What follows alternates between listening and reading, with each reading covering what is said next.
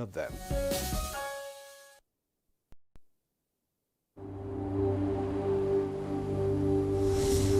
For now, the best and most efficient way to avoid getting infected is through regular hygienic and sanitary practices, as well as social distancing. As individuals, we remain the greatest weapon to fight this pandemic. By washing our hands regularly with clean water and soap, disinfecting frequently used surfaces and areas, coughing into a tissue or elbow, and strictly adhering to infection prevention control measures in health facilities, we can contain this virus.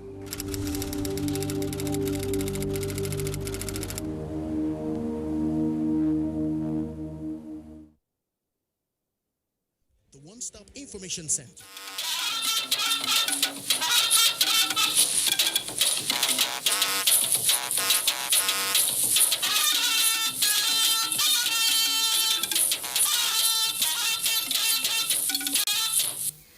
Hello, hope all is well with you at this trying period. If so, continue keeping safe. If not, we hope and pray you come out of this period unscathed. It's another Wednesday, and as the pandemic continues to ravage the world with an upward tilt in Nigeria, News Extra will, for the third week running, focus on the pandemic and the efforts of government at the center and states to keep away from being infected or affected. On the bulletin tonight, we also have a beat on security issues, social welfare, some sports news, and an update on Thursday's weather prospects. So sit back and, as we have a whole lot for you tonight, as the taste of the pudding is in the eating. I am Fatima Umar Buba, and this is News Extra. You're welcome.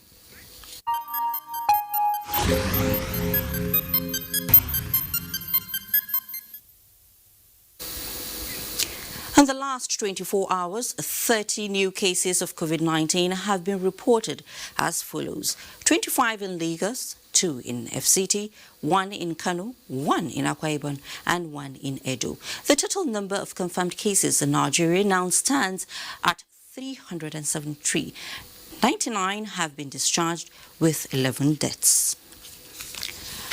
In the meantime, coronavirus cases exceeds 2 million globally as President Donald Trump sets to temporarily halt funding to a World Health Organization. Let's now join Adebola Brooklyn Sunday for this and more on Global Update on COVID-19.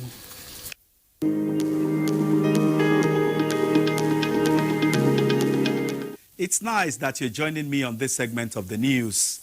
Records from Worldometer shows that the global figure of confirmed cases from coronavirus as at 6:50 p.m. local time is 2,024,676, out of which 128,972 have died and 492,717 have recovered. In Africa, the International Monetary Fund's Executive Board has approved $115 million disbursement for Burkina Faso and another $114 million for Niger Republic under its rapid credit facility to help the West African nations confront the impact of coronavirus pandemic. And the World Health Organization's Director General, Tedros Adhanom Ghebreyesus, says the organization is purely focused on saving lives and halting the coronavirus pandemic. Ghebreyesus made this known after U.S. President Donald Trump announced he was freezing funding for the organization. In Europe, the number of confirmed cases in Spain has risen by almost 5,100. Currently, Spain has 177,633 confirmed cases, 18,579 deaths, while 70,853 persons have recovered. Meanwhile, Denmark has begun reopening of schools after a month-long closure over the novel coronavirus pandemic. the first country in Europe to do so. I am Adebola Brookslyn Sunday. Thanks for your time. Global update. Now, President Muhammadu Buhari has made a case for aggressive case detection and contact tracing towards flattening the curve, as well as breaking community transmission, as efforts are intensified to control and contain the coronavirus pandemic in the country. This was while teleconferencing with members of the Presidential Task Force on COVID-19 in furtherance of his strategic engagement for appropriate response to the uncommon health challenge confronting mankind. State House correspondent Adam Sambo reports. Good morning, Excellency. Very good morning. This is the first formal interaction between President Muhammadu Buhari and the entire members of the Presidential Task Force on COVID-19, established to, amongst others, coordinate multi-sectoral and intergovernmental approach towards containing the global pandemic. The interface provided the opportunity for the 13-member task force to individually give comprehensive situation reports, thoughts, ideas, and indeed challenges in the battle to contain COVID-19 in Nigeria. Mr. President was able to hear from them firsthand, not a report through the leadership, as embodied in my person. He did ask some questions, he did make some contributions on basic issues and gave certain directives that we are working on ensuring that those directives are complied with. And he took our time to thank them personally for their commitment, for their patriotism, and for their dedication to this cause. And the reassurances that we got from Mr. President, I believe, would go a long way in helping the members of the committee become more determined and more resolute in the pursuit of this thing. Maybe some of the new presidential directives to the task force. More aggressive tracing, tracking, and isolation of those infected or those that have shown symptoms, testing to break the chain of any community transmission. I can assure you that there won't be transmission. There will definitely be transmission, but if we are able to get ahead of the transmission, then we can deal with it decisively. Worried over how the nation's economy will operate in the prevailing situation, President Muhammadu Buhari directed the task force to work with other critical stakeholders towards ensuring that the adverse effect of COVID-19 on farming in particular is minimized to the barest minimum. Our people need to go back to their farms so that we are able to raise sufficient food for the people of the country. I mean, the strength of a nation is in its ability to feed itself. Once we are able to deal with issues of shortages of food and the rest of it, these other problems, we would overcome them. During the engagement, both the President and members of the task force harped on the need for more cooperation, patience and understanding by Nigerians as efforts are intensified towards bringing to an end this unprecedented calamity. The measures that have been taken are not punitive anyway. These are measures that are meant to secure the lives and the wealth of our people. Like Mr. President said, it is not a joke. It is a very, very serious issue. There's no time to play games. We're dealing with an unseen enemy that is vicious, that spreads fast, and it's not a respect of any protocol. So our people will need to understand that everything that Mr. President has put in place is for the good of our people and of our nation.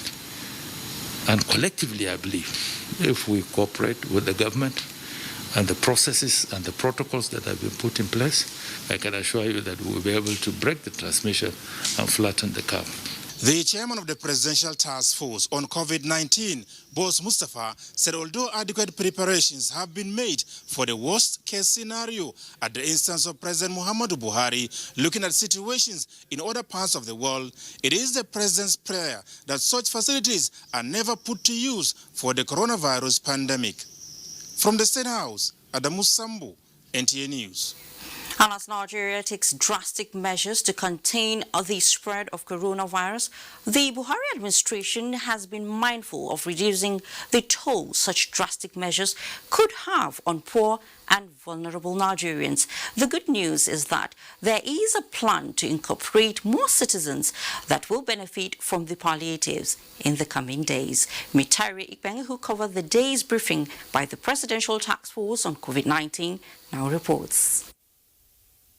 Older persons in the society have been identified as vulnerable to contracting the coronavirus for obvious reasons.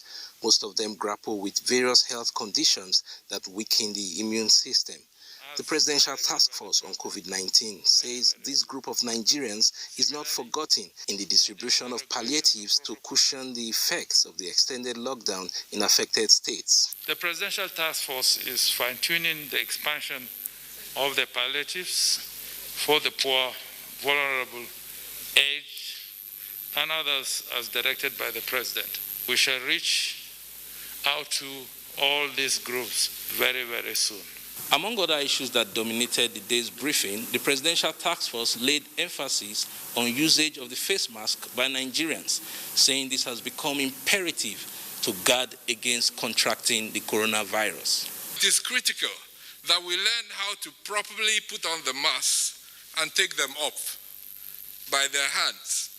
Once you touch the mask, especially when you touch the inside surface of the mask, that's exactly where we don't need you touching. As part of the national policy on the use of face masks, state governments and corporate entities are advised to give priority to face masks when procuring personal protective equipment. We had a meeting with the Nigeria Governors Forum. We all agreed that we needed to improve coordination and synergy. We need to provide a simple message to our communities on the need to protect themselves. With testing capacity for coronavirus scaled up to 3,000 tests per day and 20 health facilities identified in Lagos State to collect samples from citizens, the task force is hopeful that much grounds will be covered in containing the pandemic within the 2-week extension of the restriction order. I appeal to citizens to comply with invitations to isolation centers. This is your best option of recovery and for detecting possible complications in time. The Minister of Information and Culture, Lai Mohammed, used the day's briefing to debunk rumors making the rounds that one of the quarantined Chinese doctors in the country has tested positive for coronavirus. He says this is not true and is fake news. In Abuja, Mitaire Ikwen, NTA News. Allowing movement and distribution of food, pharmaceutical items and other essential products across the country is one unique and critical measure put in place to cushion the hardship associated with lockdown due to COVID-19. The Presidential Task Force has also constituted a well-established situation room with a view to monitoring and ensuring that the order of free movement of agricultural produce and products is not violated. Musa Baba Ali was at the Situation Room, domiciled at the Federal Ministry of Trade and Investment. The essence of the lockdown is to curb the spread of coronavirus as well as protect more Nigerians from contracting the disease. However, this action could be ineffective if the populace under the lockdown have no access to food, water, and other medical consumables. And this is the reason why the lockdown order exempts transporters of agricultural produce, water vendors, pharmaceutical producers, and marketers. To cap it up, a situation and monitoring room is established with a view to ensuring that distribution of essential commodities is not disrupted in any part of the country. The mandate of this Emergency Operations Center is to facilitate the sustainability of production of essential commodities during the COVID-19 pandemic, facilitate the unhindered delivery of essential commodities across the country. I visited the room where I met the manager in charge attending to complaints from a driver who placed a call from Minna, Niger State. He told me the Situation Room on a daily basis receives more than 50 calls from across the country, though most of them have been resolved. We facilitated the delivery of humanitarian relief 2 days ago. Yeah, a trailer of rice and trailer of spaghetti. The two ministers in charge of the Ministry of Trade and Investment are of the view that issues that cannot be resolved at the Situation Room will be referred to the Presidential Task Force on COVID-19. Manufacturers of fertilizer to be able to make sure that fertilizer gets to the farmers so that the harvest of this year isn't disrupted by this pandemic. Turning attention now to major roads in Abuja, where transporters with permission to move with agricultural produce are finding it difficult to access roads due to the way private car owners are blocking the roads, thereby creating gridlock. In Abuja, Musa Baba Aliyu, NTA News. Thank you so much, Musa. With the total lockdown taking its toll on the medium and low-income earners in the country, the federal government will ensure that the palliative measures put in place to soften the effect is fairly distributed. Minister of Information and Culture, Lai Mohammed, enumerated government's palliative measures on NTA's Current Affairs program, Tuesday Live, and Do India reports. All around the world, for those who earn their bread on the daily hustle, it has been a diamond so far. Staying at home means another virus may be eating deep into their shallow pockets. However, a strategic work plan to minimize the economic impact on Nigerians became necessary. To this end, the federal government rolled out its stimulus package through the Central Bank of Nigeria to ease the burden of Nigerians. The government also put in place other social welfare programs to reach the lower strata of the society. Minister of Information and Culture Lai Mohammed joined other guests to empathize with Nigerians on the negative impact of the coronavirus pandemic on humans and socio-economic activities. The federal government, it says, will sustain the strategic plans in the interest of all. Every country must adopt a strategy which is sustainable, which is practicable. We will not want to make an announcement just to please people. We want to make an announcement that we would actually implement. Minister of State Health, Senator Olorunnibe Mamura, and other guests spoke on the progress of the medical intervention, security, and collaboration from other local and foreign partners. What we need is what has been called all of society and all of government response. We have been doing our best, and we're hoping that our best will be good enough. The main role of WHO is to provide guidance to countries, and we do this based on information that is pulled together at the global level. Issue of people breaking stores or attacking vehicles, you discover that situation has been normalized. And there are other strategies that are being put in place too. While encouraging Nigerians to maintain their calm and join hands with the government in all its plans to see an end to the pandemic, the guests want them to be wary of fake news which are in circulation to undermine the efforts of the federal government. Doing Dia NT News. And federal government is providing uninterrupted electricity for isolation centers as Nigeria battles coronavirus pandemic. Joshua Ojuto reports that this initiative of the COVID-19 Power Sector Emergency Intervention Program. University of Abuja Teaching Hospital Gwagwalada hosting one of the isolation centers is strategic in the ongoing fight against coronavirus, since the FCT has the second highest number of confirmed cases so far. However, the hospital is faced with a challenge of power supply. The intervention by the Rural Electrification Agency is timely, as it will aid the facility in managing patients in the isolation center. 53.1 kilowatt solar power plant has been built and handed over to the hospital. In our mandate to serve clean, reliable power to the underserved and unserved communities in the country, I assure you we'll continue to try our best. So this is like a backup And this is what every facility like this needs. This will definitely help us to ensure that the patients are comfortable, the equipments we are using to carry out investigations are met okay, safe, and everything we need to work with. The NCDC Public Health Laboratory in Lagos, Ikene, as well as Ibirekodo isolation centers in Ogun State are also benefiting from this intervention, with more centers expected to be captured in the coming weeks.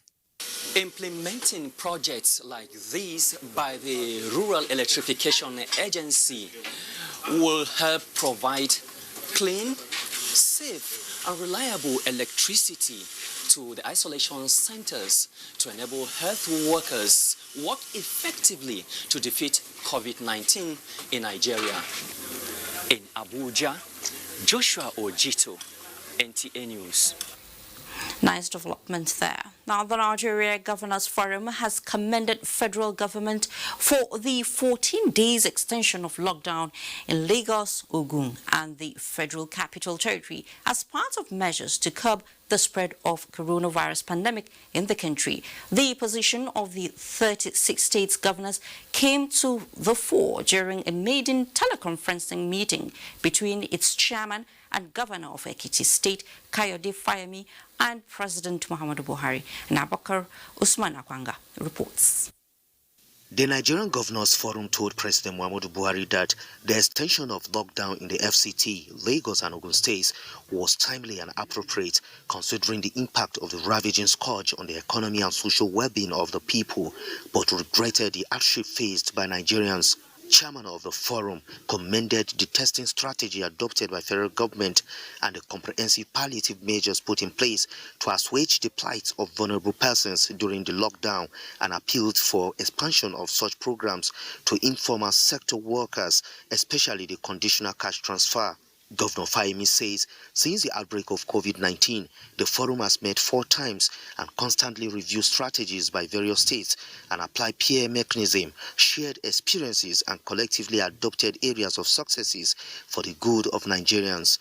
The forum appreciates federal government approval for the release of $150 million to augment projected FAC shortfall and appealed for suspension of all deductions by federal government to allow states address COVID-19 from position of economic strength and promised to review its budgets downwards to conform with prevailing realities. Chairman of the forum also appealed to the president to streamline and integrate states in all multilateral interventions and funding as demonstrated in the bailout and Paris Club refund. President Muhammadu Buhari commended Governor Fayemi for providing decent leadership at the forum and keeping all governors on course, which is said has assisted the federal government in finding easy access to subnational level. President Muhammadu Buhari says NGF should finalize all the requests of governors for prompt action. In Abuja, Abubakar Usman Akwanga, NTA News. To win the fight against coronavirus is a task that must be done. No wonder Governor Ifeanyi Okowa, like President Buhari, has taken the bull by the horn and extended the lockdown for another 2 weeks. The governor also pronounced dusk to dawn curfew on the state to checkmate the movement of people not on essential duties. Tessie Kuka tells us more. After the initial 2 weeks lockdown declared by Governor Kowa, which was meant to elapse on the 14th April 2020, before the state recorded 3 COVID-19 cases, Deltans were eager for the governor's next move, either to suspend the lockdown or not. But that did not happen, as Governor Kowa's move to extend the days for another 2 weeks is for the good of the people. By the powers vested on me in line with the Quarantine Act, and the subsequent Infectious Disease Regulation 2020, I hereby extend the stay-at-home order for another period of 2 weeks.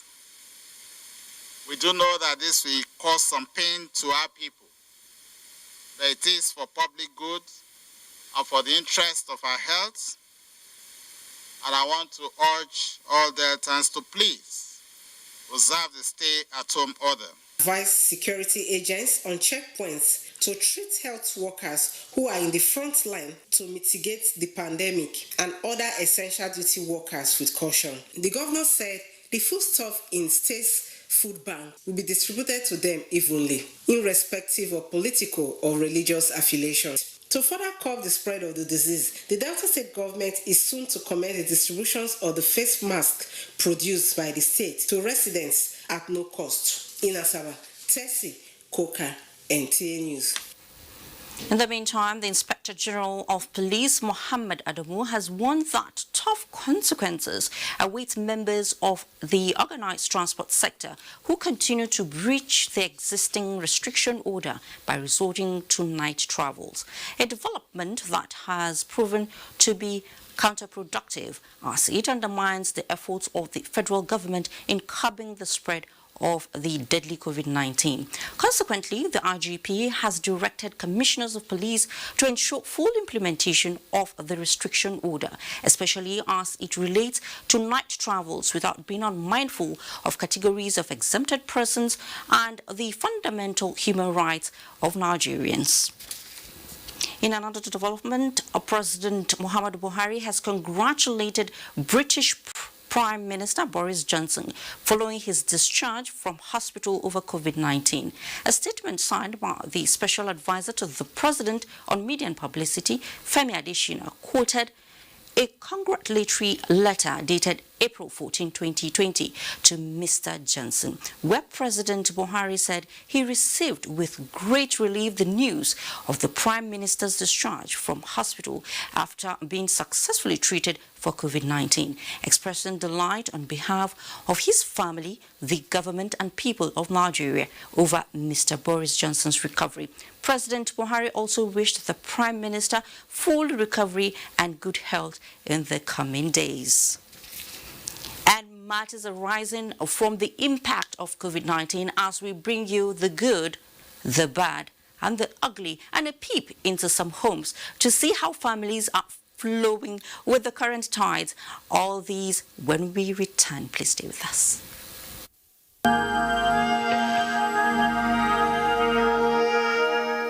Fellow Nigerians, follow the instructions on social distancing. The irresponsibility of the few can lead to the death of many.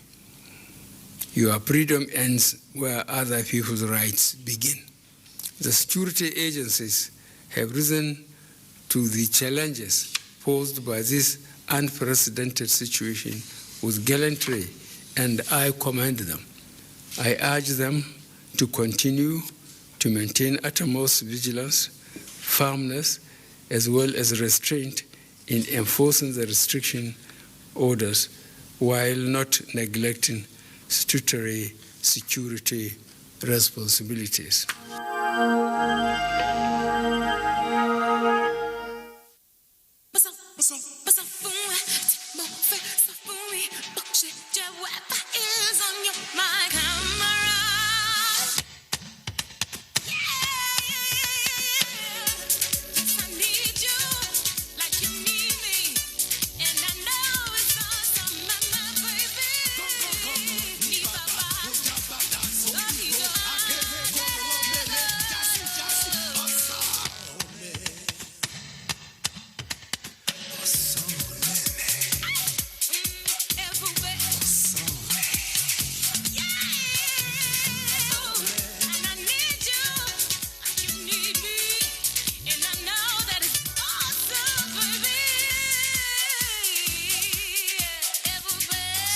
Glow Stay Home Data Plan. All existing Glow customers now enjoy up to 20% more data. Glow Unlimited. Public service announcement. The general public, especially parents and caregivers, are hereby informed that all primary health care centers, PHCs, remain open throughout the country, including states with a lockdown order. The outbreak of the COVID-19 in the country should not affect the routine services provided by the PHCs. governments at the national, state, and local levels have put in place measures for safe delivery of all primary health care services at PHC centers. I therefore urge parents and caregivers to continue, as usual, to take their children to the PHCs closest to them for immunization, growth monitoring, antenatal care, childbirth, and other PHC-related service delivery. All caregivers, health workers, and Nigerians are advised to obey all government guidelines on social distancing, frequent hand washing, self-isolation, etc. throughout the period of the COVID-19 outbreak.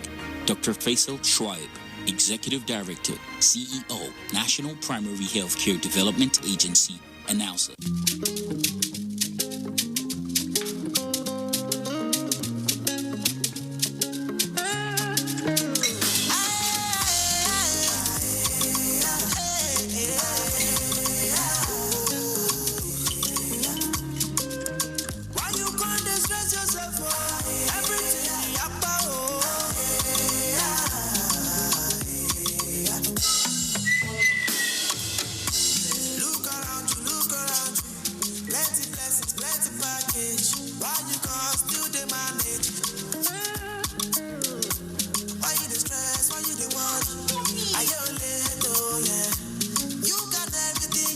You can choose to manage everything else, but not your data.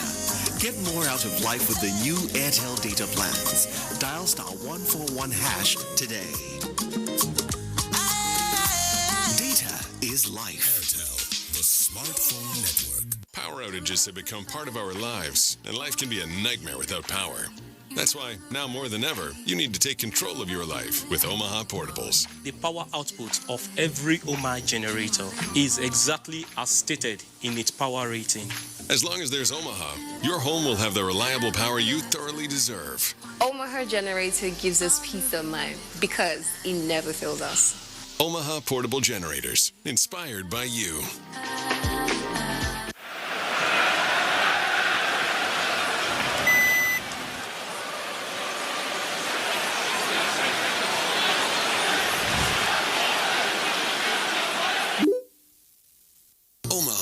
Amazing Bluetooth, gripping 4K, high-def satellite receiver, vibrant colors, make you feel truly immersed in the action. Omaha Television, inspired by you.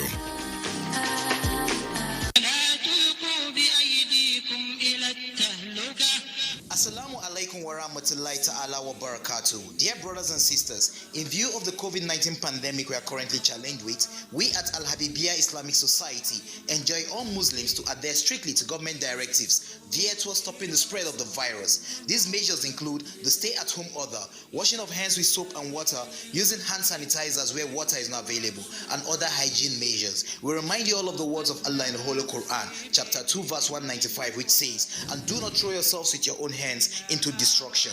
We also remind you of the hadith of the noble prophet Muhammad, peace be upon him, which says, "Do not cause harm or return harm." Please stay at home and stay safe with continuous dua. This message is from Project Itfine of Al-Habibiyah Islamic Society. Al-Habibiyah Islamic Society, from Allah to you, a light.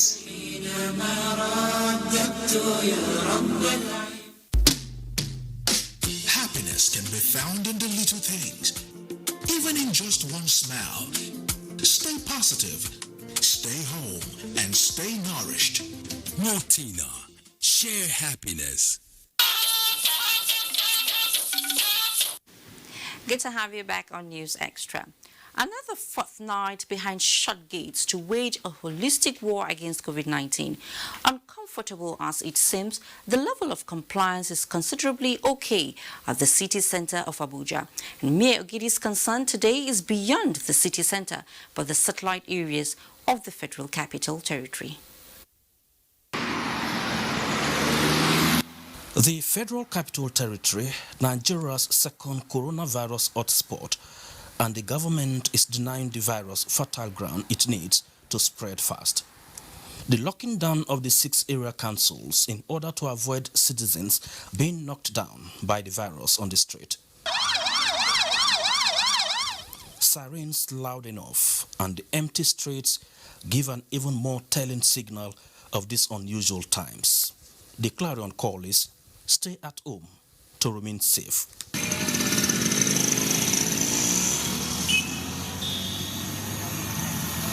Lockdown in its true definition here in Buari area of the FCT, major streets barricaded, not for a construction work, but as a barrier against the virus in killing mode. In Dusi, Gwagwalada, Kwali and Kuje, it is a different world in these locales. Obviously, the stay-at-home order does not exist. An oblivion of the oblivious.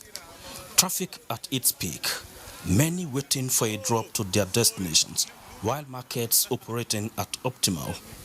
Hopefully, what is being exchanged is just goods.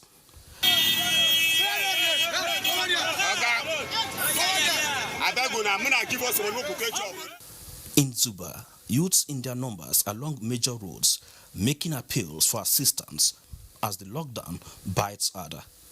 For the government, the choices and sacrifices we make today will determine the duration of stay of the virus. For us, its quick eviction is of utmost importance. Mie Ogede, NTA News.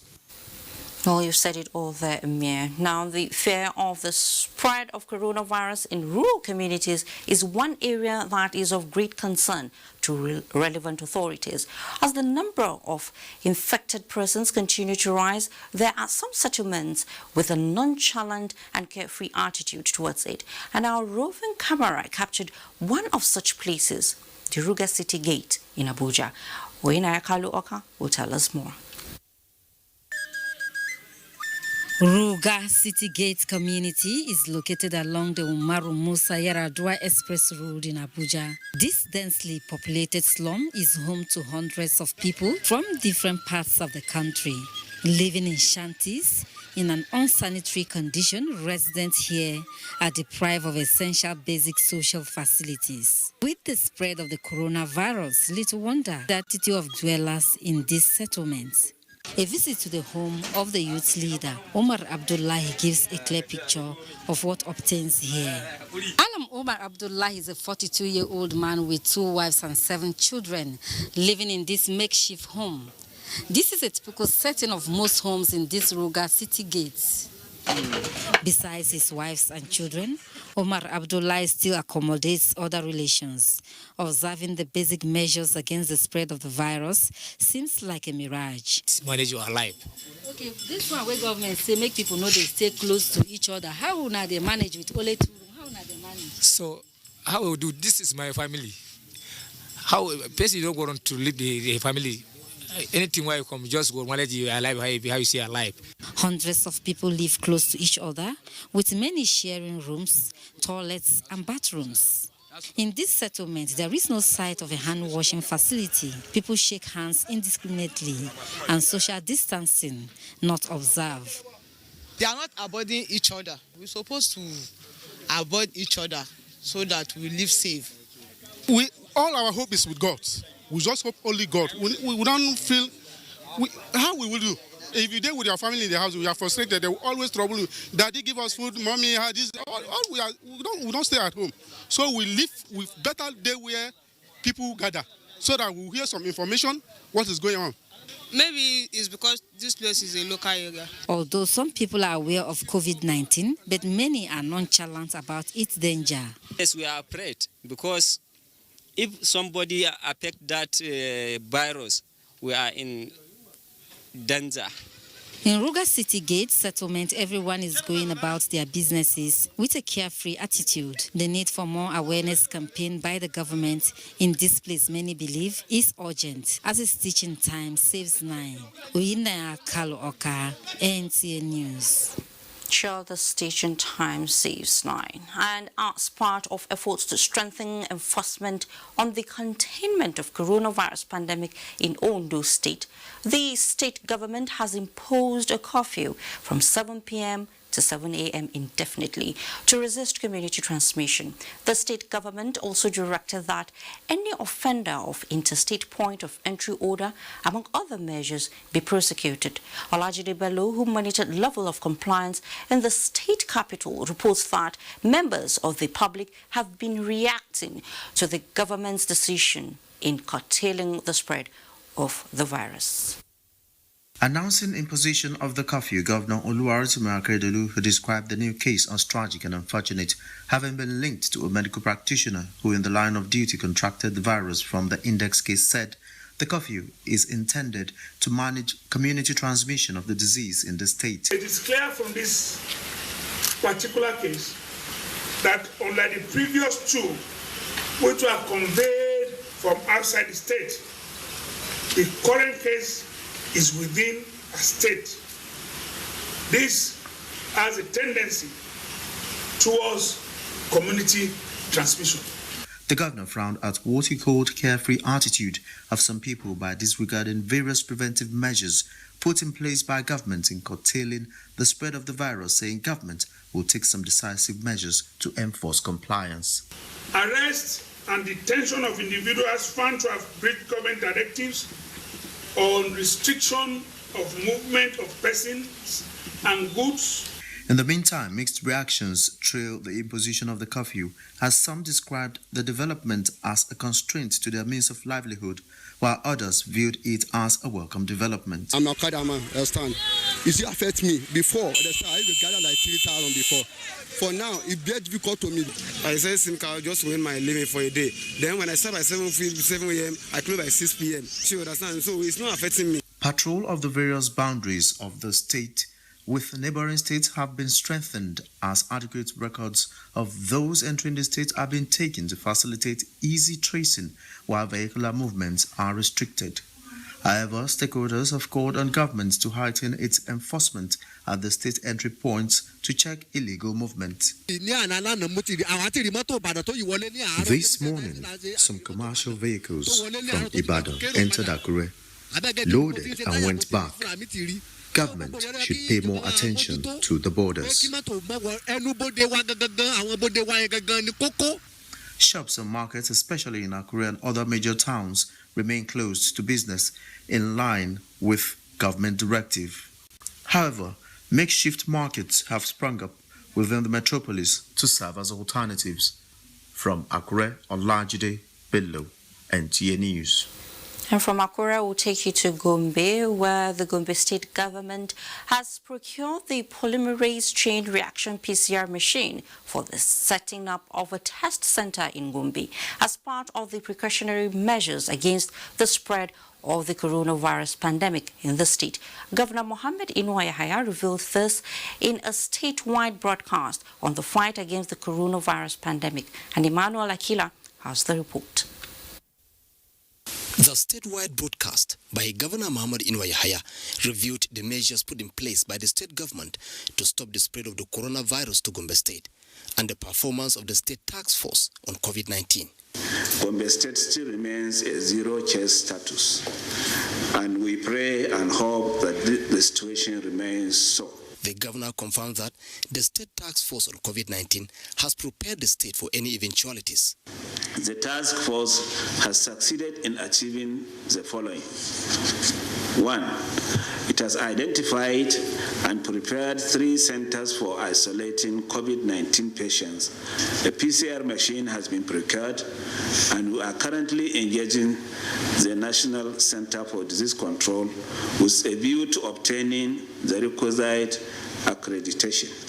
Inuwa Yahaya, who commended the support of the people of the state towards curtailing the spread of the coronavirus to the state, called for continued adherence to the precautionary measures, warning against all forms of sabotage. The governor also assured of supporting the people with palliatives to cushion the impact of the measures to curtail the spread of the coronavirus pandemic. In Gombe, Emmanuel Akila, NTA News. And while the frontliners in the fight against COVID-19 are working around the clock to ensure infected persons receive needed treatment, other essential service providers are out on duties, families are indoors, and are expected to stay safe. Now, Cecil Egbele went around the FCT seeking answers to the question, what do families do while on lockdown? Let's find out. It's another 2 weeks lockdown here in the FCT and of course Ogun and Lagos states. I'm on the Amadu Bello way here in the FCT, the end towards the Gwarimpa axis, and you can see the roads are relatively scanty except for a few vehicles cleared by security operatives and those on essential duties. But you know what? This is not my story. Now this is my focus. With the lockdown on, families are at home, children back from school. Now the big question is, what exactly do families do while at home? Well, I'm in the home of Mr. and Mrs. Oche, and I'm about to find out what exactly they do while at home. Okay. Don't worry, our own is original. Come in, please.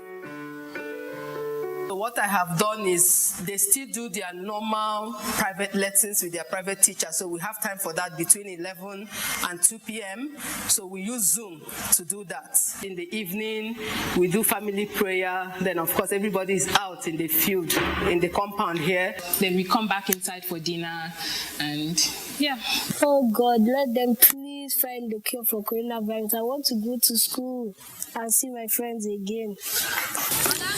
And this is another vicinity here within the FCT. The family I'll be going to see now are also observing the lockdown. What do? The wakala did do exercise, come back, one sit down. Before the time we will get something to manage yourself, eat in the evening, like this to sleep. We now, for inside room now, will be 7 for inside one room.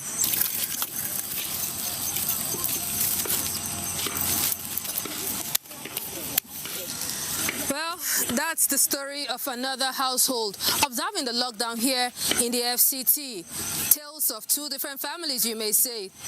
Well, the prayer for the lips of everybody is, let's get over this coronavirus and then see how we can help each other and indeed make our homes and, of course, the nation a better place. In Abuja, Cecile Egbele, NTA News. Well, a prayer well said there, I must say. Now, coronavirus pandemic is taking its toll on every strata of human life globally. In Benue State, residents are not finding it easy with the record of an index case and measures put in place by government to curtail the spread of the virus. Hussaini Mohammed Isa reports on how residents of Makudi are coping with the situation. How are the Makurdi residents feeling the impact of the situation? I feel bad because everything is increased money. People doesn't come to buy, people no money. They complain. Some people have to eat before they come and buy something, most especially clothes. But people can, anyhow, they can buy food and eat. I've been indoor, that is number one. Number two, the cost of price of things inside markets is too much. Price of various food items have also gone up as 25 kg of foreign rice that was earlier sold at 23,000 naira is now 25,000 naira, while local rice is now being sold at 28,000 naira as against the earlier price of 24,000 naira. 25 kg bag of beans is now 20,000 naira against the 16,000 naira sold before the lockdown of Benue State, while prices of cooking oil and semobita have also witnessed significant changes. Some school children in Makurdi have also resorted to hawking due to closure of schools, which they say is to help their parents.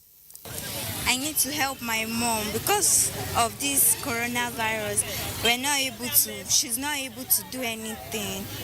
Closure of major markets, schools and state borders are part of the measures put in place by the state government to stop the spread of coronavirus.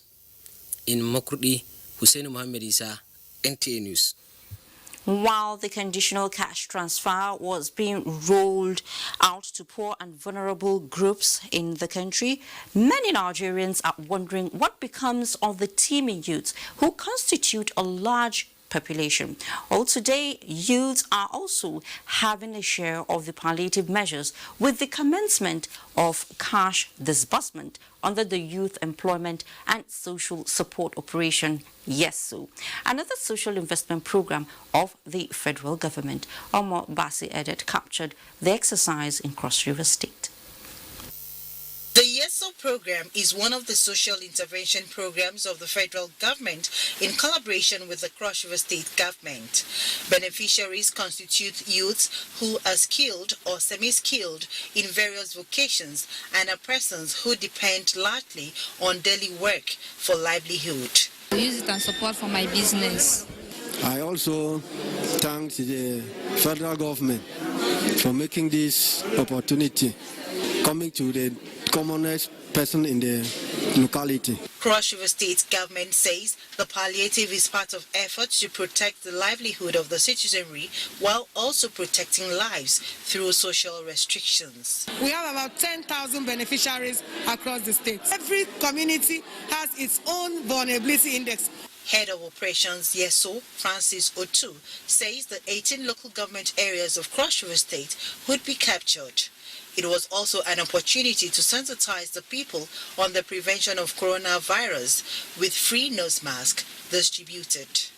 From Akankpa local government area of Cross River State, Umo Basadate, NTA News. Well, from that report, we'll all recall that a few weeks back, President Muhammadu Buhari instructed the payment of conditional cash transfer to registered poor and vulnerable in the society, and to reduce the hardship posed by measures put in place to curb coronavirus pandemic, while already beneficiaries are counting their blessings across the country. As the Minister of Humanitarian Affairs, Disaster Management and Social Development, Sadia Umar Farouk, has assured Nigerians that the federal government will not condone any lapse in ensuring that beneficiaries of these palliatives are giving their dues. One service provider took this directive with levity. Now the axe has fallen on the agency, and Ruth Aguela will tell us about it. In the face of COVID-19, efforts have been made by the federal government to ease the burden posed by the coronavirus pandemic, as beneficiaries of the conditional cash transfer and other palliative measures put in place for the poor and vulnerable in society continue to reap the dividends.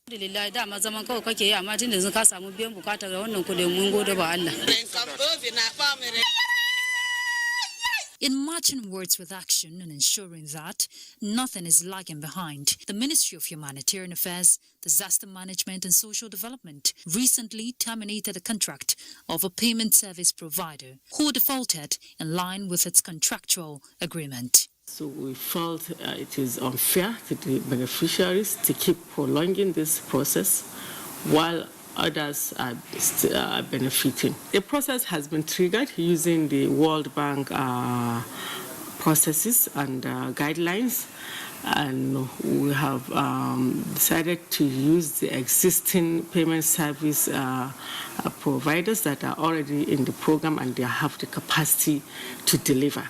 This action taken by the ministry, the minister says, would serve as deterrent to other payment service providers to live up to their obligation. On its part, in meeting up with its obligation to sustain the NPAR program, the minister reiterates the immediate payment of stipends to beneficiaries. The government has their interests at heart. I have approved for the payment. I'm sure before the end of this week, we'll be able to pay these stipends. While urging citizens to support the government in the fight against COVID-19, the minister also noted that an overhaul of the NPAR program is still in progress for an improvement in service delivery. In Abuja, Ruth Aguele, NTA News. Thank you so much for that. Now, when we come back from the break we're about to take, we bring you cheering news that gives credence to the saying that COVID-19 is not a death sentence. Just as more benefactors take up the task of cushioning the effect of the hardship of the times for others. Please stay.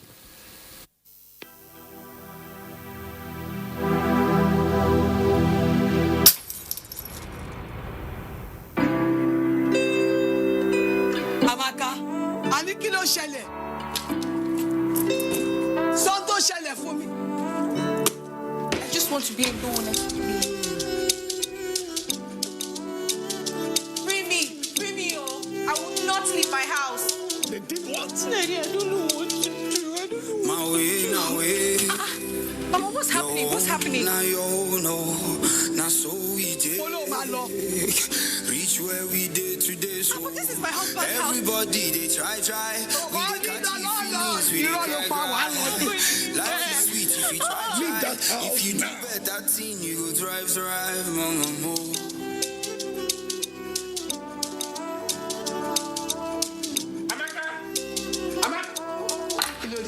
Stay where you are. You are going nowhere.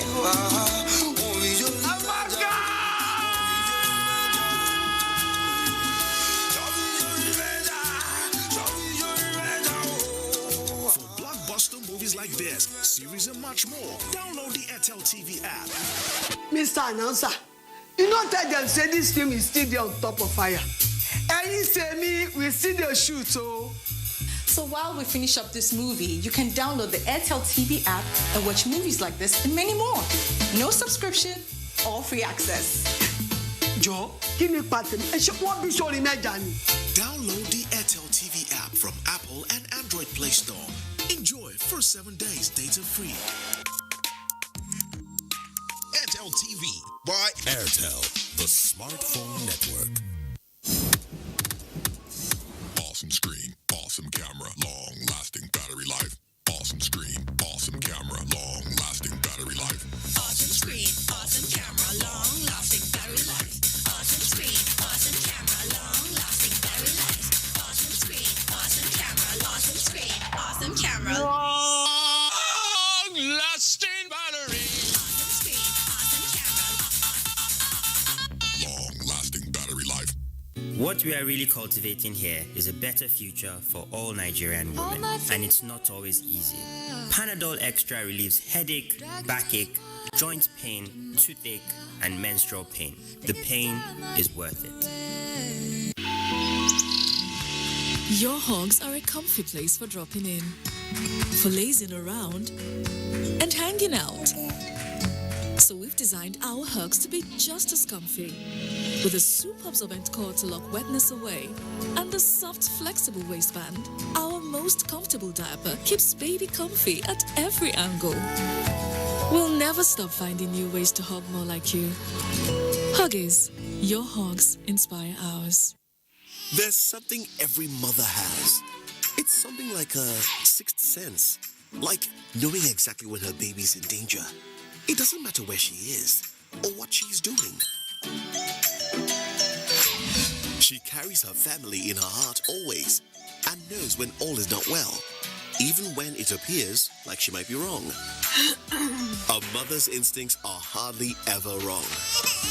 And she trusts M&B Paracetamol, the red one, to save the day.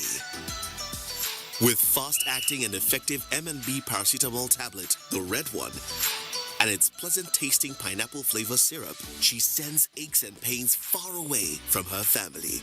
Because mothers who know trust May Ann Baker for its over 70 years of quality experience. If symptoms persist after 2 days, consult your doctor.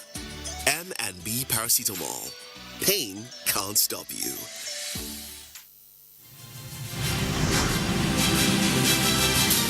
Hello everyone, hope you are keeping safe by washing your hands with soap or using sanitizer. Stay at home, it's the responsible thing to do, and whilst you're at it, you can do anything to keep your body and your mind together. Grow a beard like me if you want to, but please, let's stay at home. It's the responsible thing to do.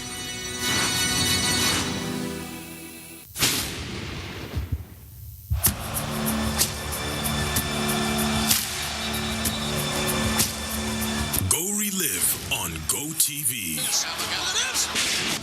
Welcome to GoTV's Relive Channels. This is a world of sports where you can relive the best sports moments on GoTV. She does! Oh, he's got it too!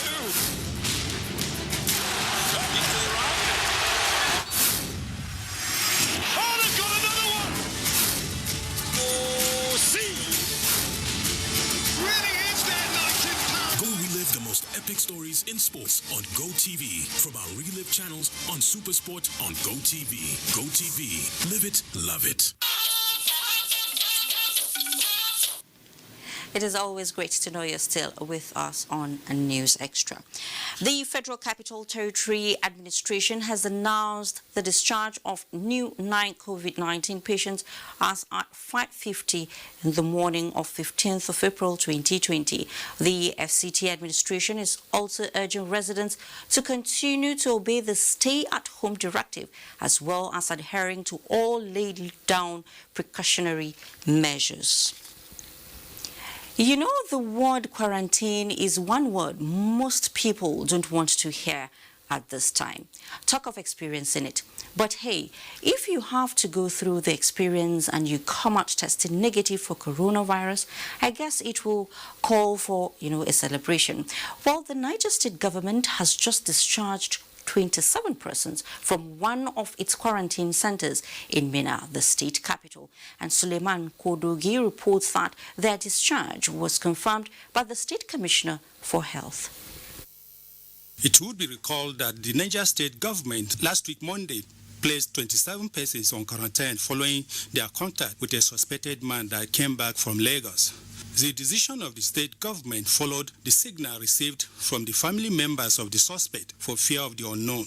Government tracked down the suspect and the entire occupants of the vehicle and immediately moved them down to the quarantine center where the sample of the suspected person was taken for test to determine the fate of the other 26 persons who had contact with him. Including them, the result is declared negative, and as such, we have no reason to keep them under quarantine. On that note, we are discharging all of them. The Commissioner for Health, Dr. Muhammad Malkunside, explained that out of 11 samples collected from the state, only 1 tested positive to COVID-19. The remaining 10 tested negative. He appealed to the people to shun fake news and continue to follow the medical advice towards containing and controlling the spread of COVID-19 in the state. Suleiman Kodogi, NTA News. In the meantime, the International Press Center, IPC, Lagos, Nigeria, has launched an advisory to aid journalists in the cause of covering and reporting the COVID-19 pandemic in Nigeria. Executive Director of IPC, in a statement, said generations of Nigerian journalists were covering a pandemic for the first time and therefore needed as much professional support as possible. IPC says the release of the advisory would be followed by capacity training for journalists in partnership with other media and communication professional bodies in the coming days. And in another development, more Nigerians are displaying empathy to the less privileged and vulnerable to cushion the hardship that may come with the lockdown. The latest is coming from the member representing Ikeja constituency, one at the Lagos State House of Assembly, Falajimi Lai Mohammed, who is collaborating with a private organization, presented staple food items to members of his constituency. And Michael Olale reports. Time to exhibit these acts of kindness than now. This is because Easter, which symbolizes love, is coinciding with the coronavirus crisis, which is solidifying global unity on the need to be one's brother keeper. Being a grassroots politician with utmost love for his people, the lawmaker representing Ikeja 1 has shared vision of humanitarian gesture with the donor, which resulted in the presentation of 2,000 hand sanitizers, 2,000 face masks, 1,000 pieces of 5 kg bags of rice, noodles, and 2 handheld infrared thermometers. Lagos was not needing too much when it comes to medical equipment, but food has to reach the poor masses because of the lockdown. Due to the social distancing guideline, the direct beneficiaries were not present, but the lawmaker promised to embark on house-to-house distribution across the 8 wards within his constituency. Life depends on what we are fortunate enough to be able to give others less fortunate today. It is generosity, and it is also pragmatic. Progressive partners in the vanguard of ending the fight against COVID-19 commended the gesture with high optimism that the scourge will soon be history. My appeal, however, is to our people in Onigbongbo to make judicious use of whatever they are being given today. We appreciate your support for joining us to fight this disease, and we pray that very soon the fight will be over, we will win at the end of the day. Since the total lockdown protocol was activated to reduce the ravaging effect of coronavirus, individuals and corporate organizations have been supporting government's quest at limiting the economic effects on the masses. In Lagos, Michael Olane, NTA News. And so another cheering one, where the Northeast Development Commission, NEDC, is making an effort to support provision of water to Maiduguri, the Borno state capital, as an important measure in the prevention of the spread of COVID-19. It is in view of this that the NEDC inspected the Maiduguri water treatment plant as well as ICRC Alamderi Waterworks to assess their functionality for possible intervention by the Commission. And Jadwa John Jassini reports.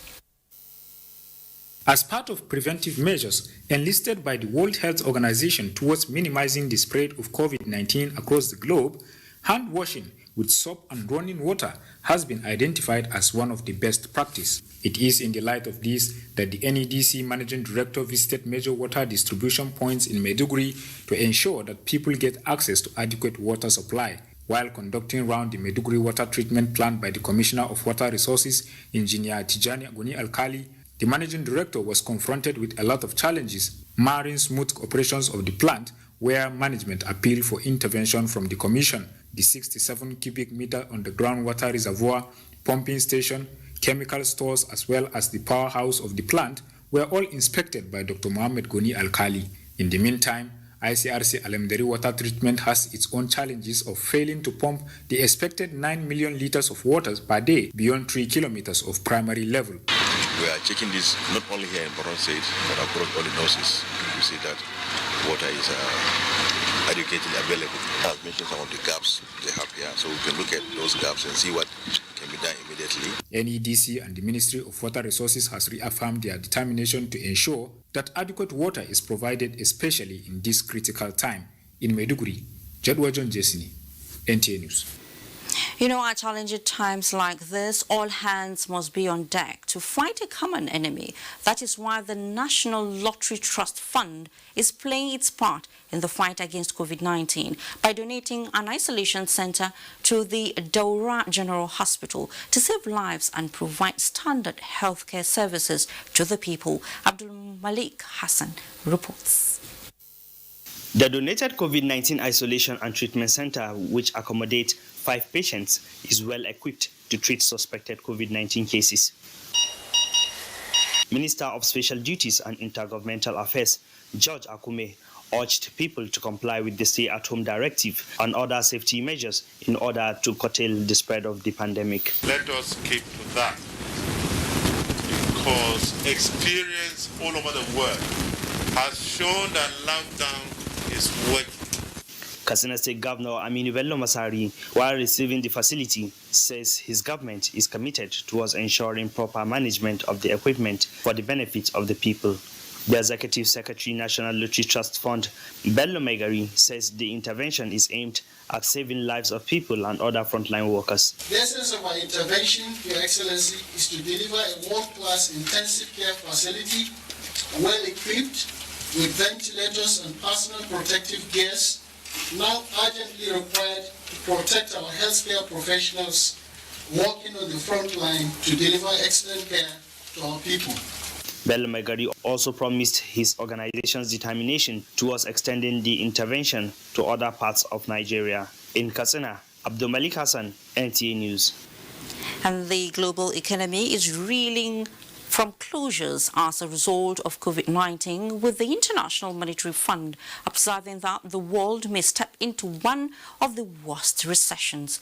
On the heels of this, Abdullahi Mohammed takes a look at how the economic shutdown slows the pace of production and supplies of basic needs, as well as its impact on ordinary Nigerians. Nigeria is not in isolation from what plays out in the global scene. Its economy has shut down for weeks now. The men and machines that produce essential goods are also on a standstill. This means a gap in supply is imminent, and local markets like the Abubakar Gumi market in Kaduna can give us a clue of the reality. Some of its biggest grocery and other essential items, herbs, were at their peaks as the 2-day window for restocking during the curfew opens. Yahya is one of the major players in the chain of supply of essential goods in the market. He told me that the shutdown has brought about acute shortage in supply of some essential goods, and as a result, prices have skyrocketed. Prices are rising by the day. On the flip side is Chidi, who deals in brand new vehicle tires and motorbikes. And now that imports from China is put on hold, he says supply is failing to meet demand. And as a result of this, consumers, that is the people that come to buy, are going to get these commodities on a very high price. We are all familiar with the importance of this kind of goods to families across the world, and any kind of slight change in the prices of these goods may send signals of worries and frustration to these families. The federal government has doled out palliatives to millions of households across the country. But with prices of goods looking upwards, the family of Malam Abdullahi and Kabir must keep the food on the table for their dependents in a curfew that has kept them homebound with piles of demands at all cost. Even the smallest measure of tomatoes costs 500 naira now. This child and the other are suffering from sickle cell anemia. Managing them at this critical time is difficult. If you are still looking for those who are paying the biggest price in the fight against COVID-19, then check the family next door. In Kaduna, Abdullah Muhammad, NTA News. I would say true talk there, Abdullahi. Now, being a soldier is serious business, and any act of impersonation comes with dire consequences. Just as we bring you good news on the path to peace, Benue and Taraba states have embarked upon. Details when News Extra returns. Join us again.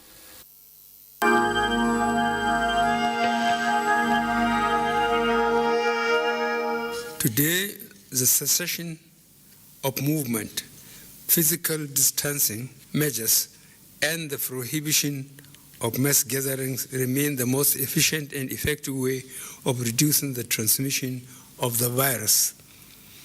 By sustaining these measures, combined with extensive testing and contact tracing, we can take control and limit the spread of the disease.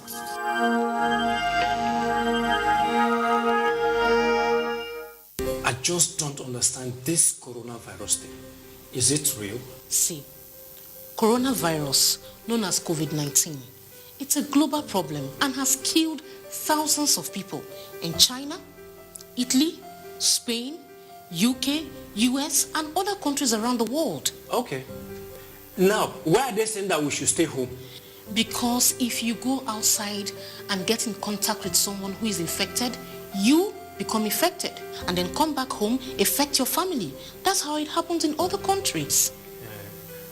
Now, please, help me explain what this social distance is all about. See, as we are now, the virus travels through the air and by touch. We must maintain 6-foot distance at all times. Oh, so it's not by washing my hands with soap and water or hand sanitizer that is only important? Washing of our hands regularly is very important. But we must come together and fight this virus like we did Ebola.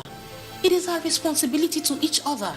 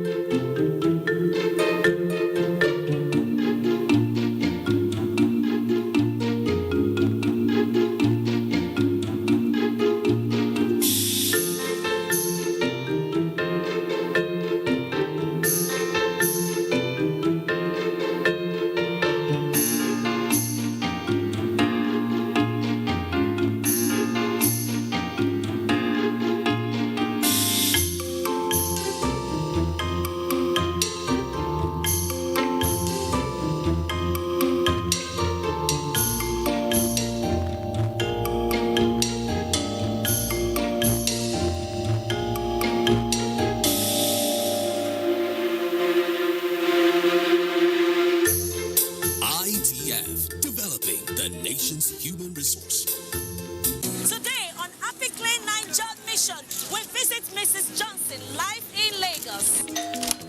Ah, Helen Paul. Hello, madam. Would you like to join us on this mission? Yes, but how? Just one question for you. How do you keep your toilet clean? I use regular detergent and bleach for washing and removing yellow stains. I have been using it for years. Oh, madam, the regular detergents and bleach are used for washing clothes. To clean your toilet properly, you need Harpic 10X. It is specially made for stains in the toilet. Harpic Thick formula settles on stains and gives 10 times better cleaning compared to regular detergents and bleach. Wow, now I'm convinced, Helen Paul. Really? Yeah. Now that she's part of the mission, the next house is yours. The main way coronavirus spread is when infected people sneeze and cough. Small droplets of fluid expelled by cough or sneezes are laced with viruses looking for new respiratory tracts to infect. When a sick person sneezes around someone who is healthy, the virus can land in the nose, mouth, or even the eyes, causing an infection. Symptoms can include fever, cough, shortness of breath. Symptoms may appear within 2 to 14 days.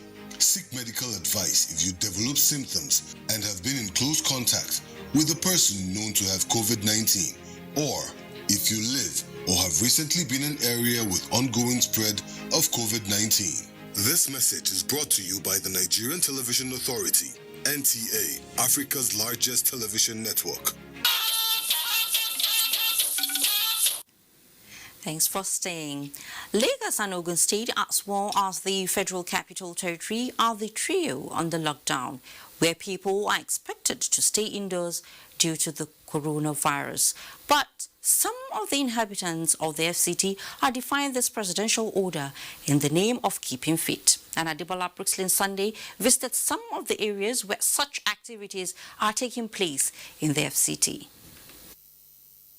As early as 6 a.m. local time, residents of Galadimawa and Games Village area of the city usually troop out to trek, walking towards the same direction for one form of exercise or another. A good way to keep fit, one will say. Thanks to these law enforcement agents who came to disperse them to guard against the spread of coronavirus. We have to come out to make ourselves happy. And the police are even harassing us. You distance yourself from others, do the jogging, and go back home. Because if you have it and go for treatment, that same 1 month you are afraid of, you will be in the hospital, be in isolation, be traumatized, and your family members will not see you, and you will be gangling between death and alive. Some residents of Gwarimpa Kubwa and Lugbe Airport Road are also guilty of this violation. Call it a festival or picnic, you might not be wrong, as they form clusters in 10s, 20s, and even more. For some of them, it is one of the ways to reduce boredom. Me particularly, to forget about my sorrow and move forward. But as the world grapples with COVID-19, one of the precautionary measures prescribed by health experts is social distancing, which is not observed here. Taking a look at these people and their formations, obviously they are careless about this measure. Do you think you are doing the right thing? I'm not doing the right thing, but I can't be sitting at home. I'm tired. I need to come out and burn some fats. Many of us are also coming out here for another thing different. So, to me, I'm coming out for exercise. The lockdown order is for Nigerians to remain indoor, except in search of essential items like food, water, and medicine. Key prevention measures that we have instituted, which includes physical distancing, hand disinfection, respiratory hygiene. Well, the lockdown has now been extended for another 2 weeks. Adebola, Brooksland Sunday, NTA News. Please, Nigerians, let's just do the right thing. Let's just do the right thing, please. Coronavirus is devastating the world. Statement of fact. But life must go on. Another statement of fact. That is why it's heartwarming that a non-governmental organization in Yauri, Kebbi State, donated some relief materials and cash to the needy to survive the effect of measures to curb the spread of the virus and also traders who lost their goods to a recent fire disaster in the area. Noura Tanko Wakili reports that the Emir of Yauri, Dr. Mohammed Zayan Abdullahi, who presented the cash assistance, said the gesture couldn't have come at a better time than now. People of Teshangarkwa area in Yauri woke up on a fateful day with the disturbing incidents of fire disaster, which raced down their market when a petrol tanker involved in a land accident and caught fire immediately. Since the incidents, the market became a shadow of itself as the usual bustling and hustling in the area ceased to exist. Although no life was lost, property worth millions of naira were destroyed by the inferno. Sequel to the appeal by the Emir of Yauri, Dr. Muhammad Zayano Abdullahi, calling on individuals, corporate organizations and governments at all levels to come to the aid of his people to cushion the effect of the hardship caused by the disaster, the Mainstream Foundation, an organization with special interest in the riverine communities affected by the construction of Kanji and Jeba dams, has heeded to the call. Last year, they gave food and other building materials when there was flood. And this time around, because of the fire disaster, they came and distributed money in a total of about 10 million.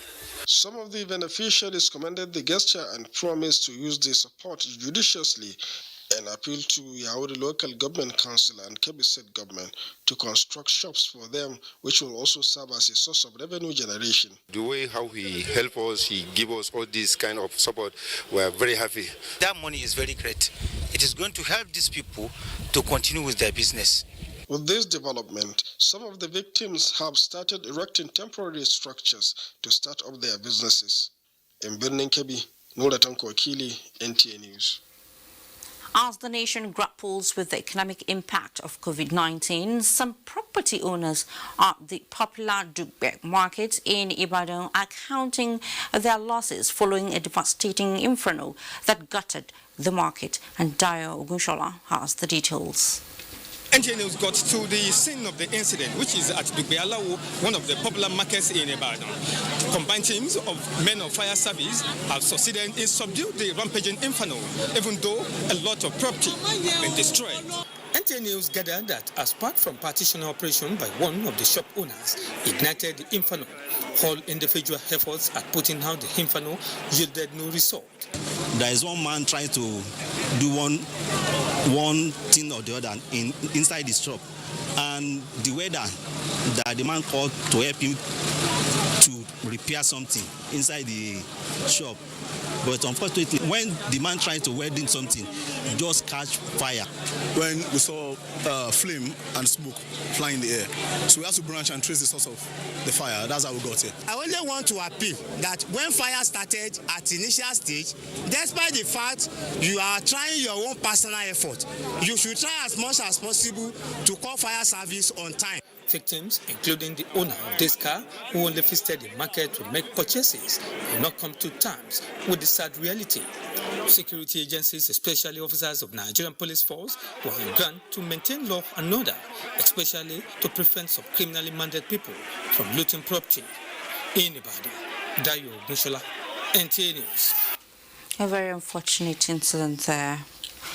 The Nigerian Navy has concluded Exercise Treasure Guard 2 as part of efforts to boost and protect economic activities on the nation's maritime domain.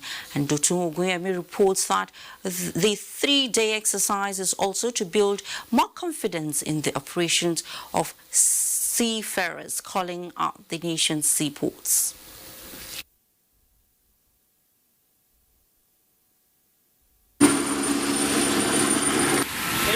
It is a duty they are sworn to do. Despite the spread of COVID-19, other threats linger at sea, to which the Nigerian Navy is committed to eradicating.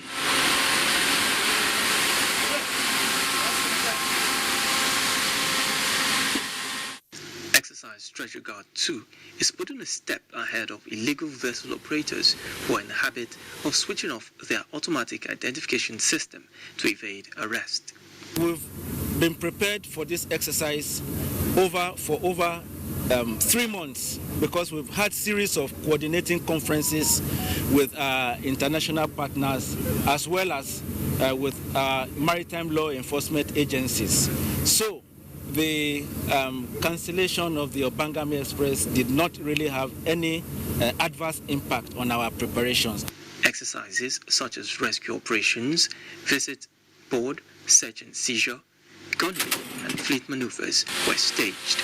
The challenges we face in our waters are issues of piracy, illegal, unregulated and unreported fishing. We have issues of human trafficking and sometimes armed trafficking. The exercise, which was hosted by the Western Naval Command, also involved relevant maritime law enforcement agencies and had the participation of 6 vessels and 2 helicopters. In Lagos, Dr. Ukuyemi, NTA News. As the world battles coronavirus, there are other efforts to tackle some subsisting challenges and resolve other societal confrontations. One of such is the conflict that has traumatized the people of Benue and Taraba states. We now hear that the 2 states have agreed to mop up light weapons in the hands of ethnic militia groups for peace to reign. This is one of the resolutions at a meeting in Lafia, the Nasarawa state capital, and Ali Tijani Mohammed reports. Crisis between Tiv and Jukun of Benue and Taraba states lingered, leading to loss of lives and property. Deputy governors of the 2 states led their delegation to Nasarawa state, described as neutral ground for the peace accord. The meeting resolved the governors of the 2 states should meet with traditional rulers in their frontline communities and sensitize them on the need to live in peace. They also consent to provide relief materials to the victims. Also, government of both states are to return home all IDPs and security be beefed up in flashpoints. Governor Abdullahi Sule coordinated the dialogue. You have chiefs in Taraba state, you do have them in Benue state.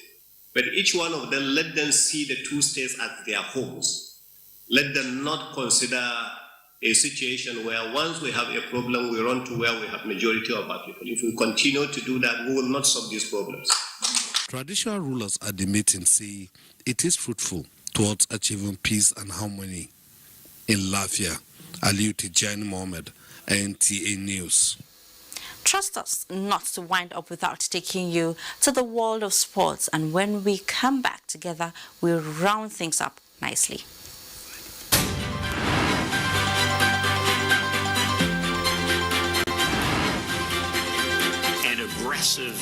Disease containment. Now on lockdown. It is one of the measures taken by the country. How long is all this for? Scientists say that's the big question. News that connects you globally, from the world to your home, with 4 leading news channels 24/7. Live breaking stories on GoTV. GoTV. Live it, love it. Coronavirus is real. Steps to avoid this pandemic. Wash your hands regularly or sanitize your hands. Keep social and physical distancing. Avoid crowded places. Stay at home unless absolutely necessary. Don't touch your eyes, nose or mouth if your hands are not clean. Avoid the spread of coronavirus. Coronavirus is real.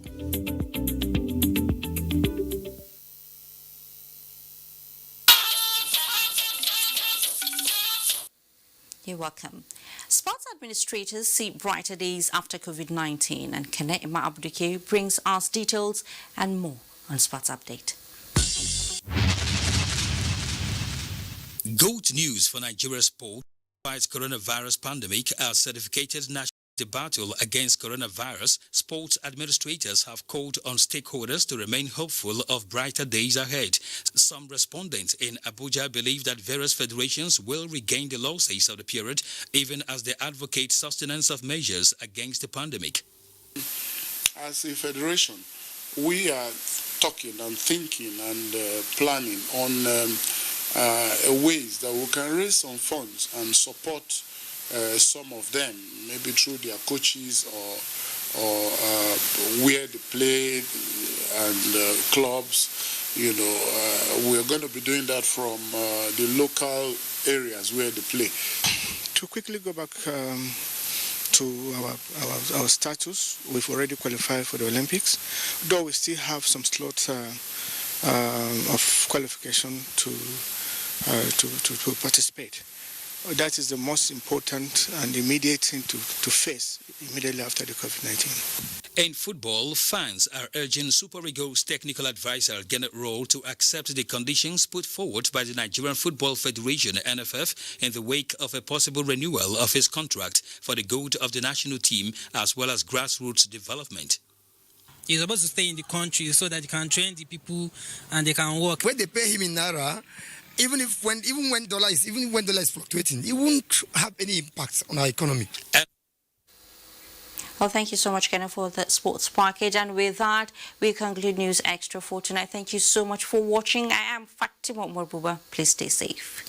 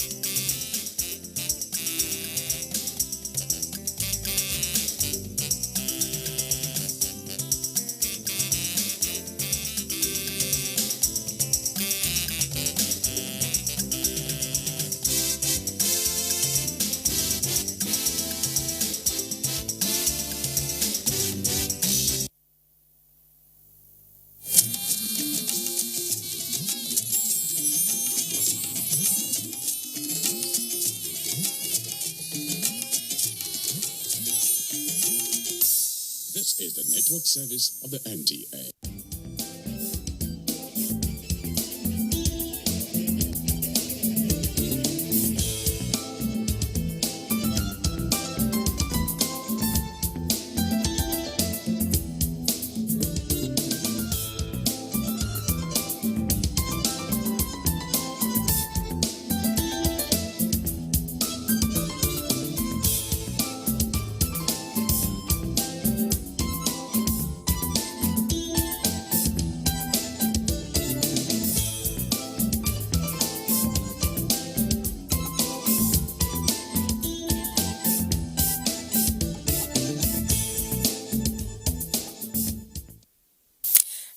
Nice to have you join us on the program Conversation on NTA. My name is Elizabeth Abainao.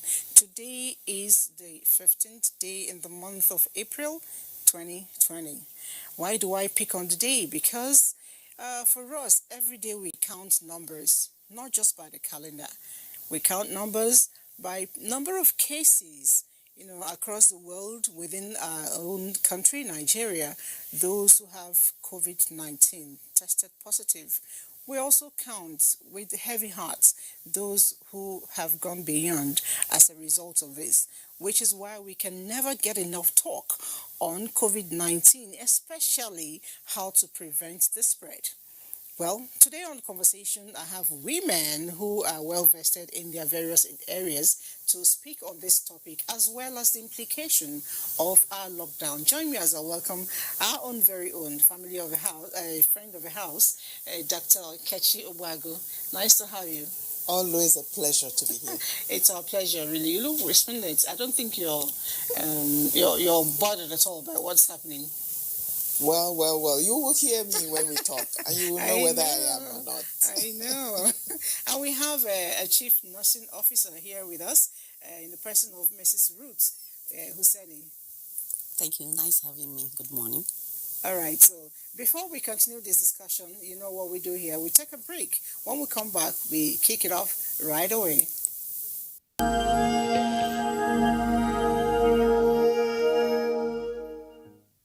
This is not a joke. It is a matter of life and death. Mosques in Mecca and Medina have been closed. The Pope celebrated Mass on an empty St. Peter's Square. The famous Notre Dame Cathedral in Paris held Easter Mass with less than 10 people. India, Italy, and France are in complete lockdown. Other countries are in the process of following suit. We cannot be lax.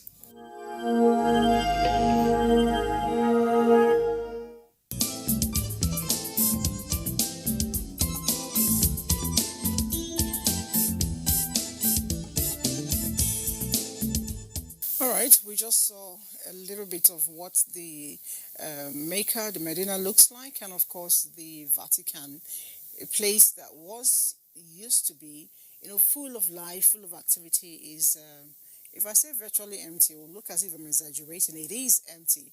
And it's amazing that people are still asking questions, because I'm looking at the iPad here and feedbacks we've been getting within the week. Some people are asking us, is COVID-19 real?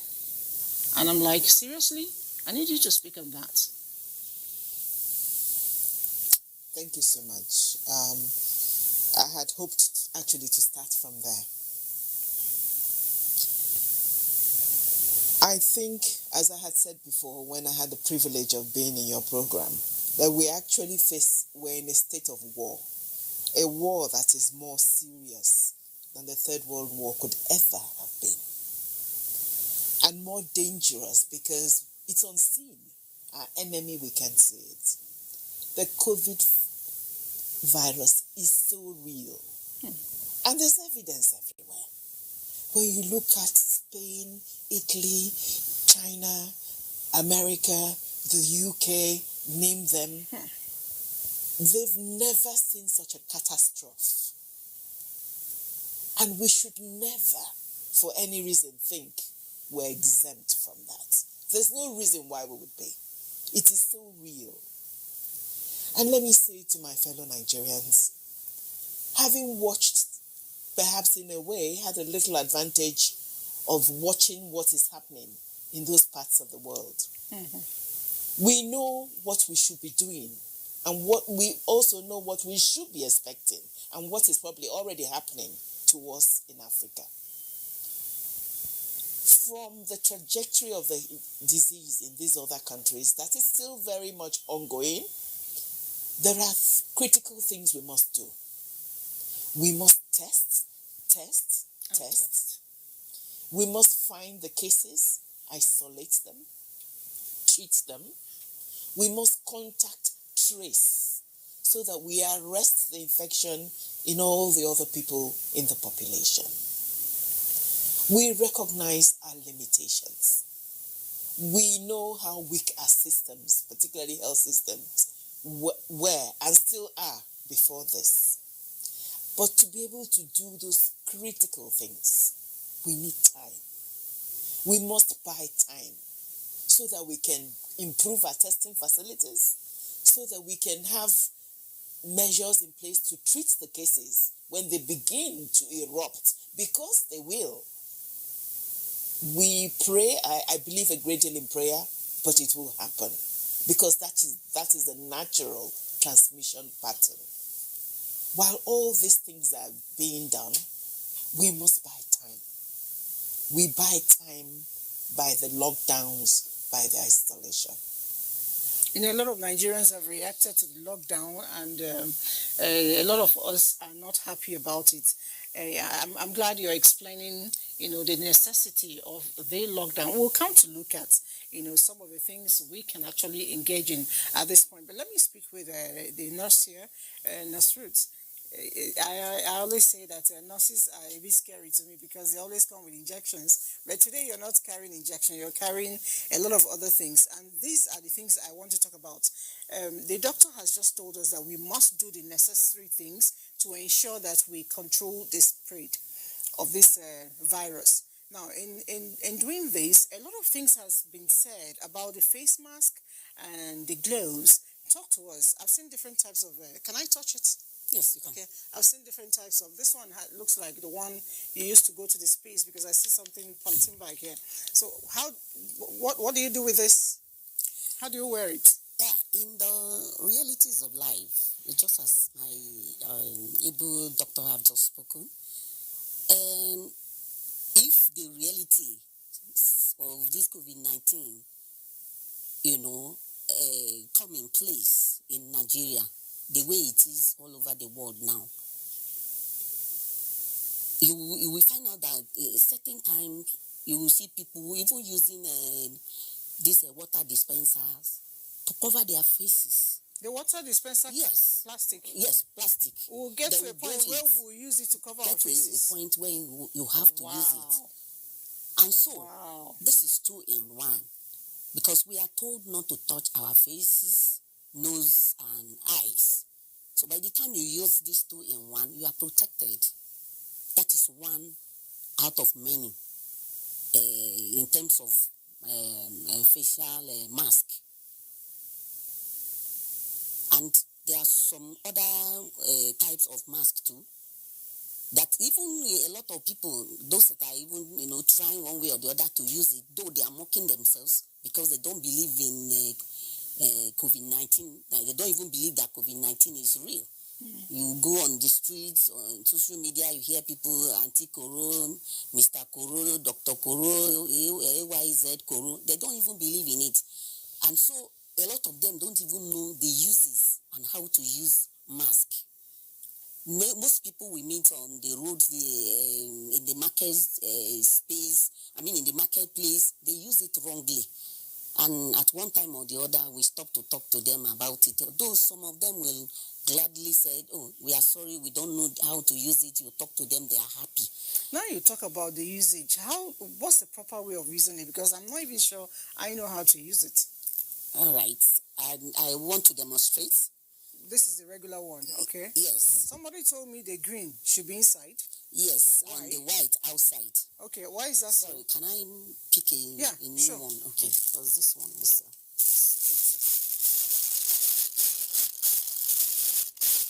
So I'm still interested. Why is the green inside and the white outside? Yes, this green...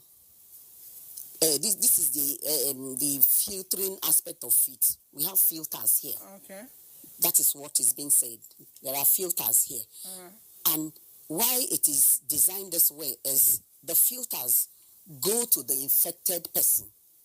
The filter goes to the infected person. Okay. If I wear the filter, if this green happen to be outside now, it means that I'm already infected, and I won't like the infection to get to other people. Oh. Yes. Then by the time I wear the green colors inside, it means that if anywhere I go, for example, that I happen to be infectious zone, it will not get to me because of the filters. The filters might have filtered such magnitude of infection, and maybe or maybe not, it will not be permissible to get to me. Yes. But you see people wearing it wrongly, anyhow, upside down. I'm one it is of not the supposed to be. Sometimes I do it wrongly. I just know I'm covering my nose. I never knew. And you can actually tell a story with it. If you wear green, you're telling people you're already infected. Yes. Then if you put the white, you're telling people I'm clean, but I just don't want to be dirty. Yes, you don't want to be dirty. You don't want others to infect you. Okay. So I see a lot of people, when they wear it, sometimes they want to talk or eat, they pull it down to the jaw and eventually pull it back. What are the consequences of doing that? Is it healthy? It's like when you want to visit the toilet and you come back, you clean your hand, you wash off with soap and water, and you rush back again to go and touch the toilet seat. That is exactly what it represents. If you wear mask, it's within a space of 15 minutes. When you touch, you should be able to discard. But before before now, a pack of masks is about 1,500. Now it has gone up to 15,000 naira. And so people even believe going to possibly, use wash and reuse, which is not possible by all standards. All right, it's good we know that. We'll come to I see hand sanitizer as well. We'll get to speak on that. But let's go to Doctor again. Doctor, you talked about the lockdown, which is one of the ways experts like you say we should use to curtail the spread. But yeah, and I like particularly what the Katsina State is doing. He said he's going home to fish out the visitors that visited the states. Whether it's from outside Nigeria or Lagos or Abuja, wherever you came from. So he's going house by house to fish them out. And he can only achieve that with the lockdown. But with the lockdown too, a lot of people, I read this, there are a lot of messages, but I tell you, 80% of the messages are centered around the palliative. I need you to speak because I know you have passion for modalities of ensuring that the palliatives are well done. Speak on it for me. Thank you so much for the opportunity. Today, I don't know, I'm going to disgrace you because my heart bleeds. Disgrace me? Yes. Oh, God. By not being the composed person you usually interview, by being emotional. My heart bleeds. I started by explaining why it's imperative that we lock down. Why it's imperative that we stay home.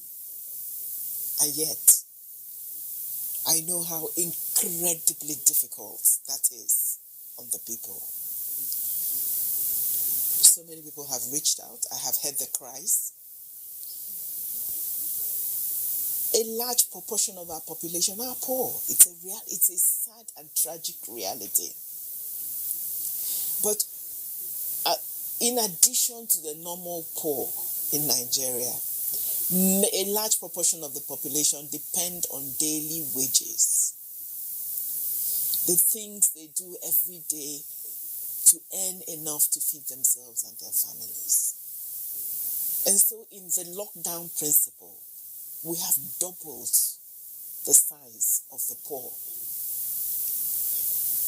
All those people who go to the market, who sell on the streets, who have small businesses and so on, from which they make the money to feed themselves and their families.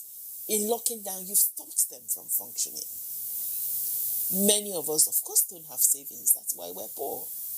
But of course, we need the lockdown to control the spread. But we need the lockdown to control the spread. And that's why my heart bleeds. We must give them palliatives. For the lockdown to work, we must help them to feed. And that is what I want to address today. I am somebody who believes in not just acknowledging that a problem exists, but trying to find solutions to that problem. And so the things I will say today are some of my own ideas. I have also talked to friends, I acknowledge many of them. I thank them because they shared their own thoughts on the issue. But Elizabeth, my dear, we're sitting on a time bomb. People are desperate. People are hungry. The lockdown will only work. We don't want it to work at the cost of social unrest, nor do we want it to work at the cost of people dying from hunger. So we as a nation must come again together. A recurring theme in my talks to you before has been the issue of joint ownership. Yes. Coordination at every level. Recognizing the fact that this is our problem.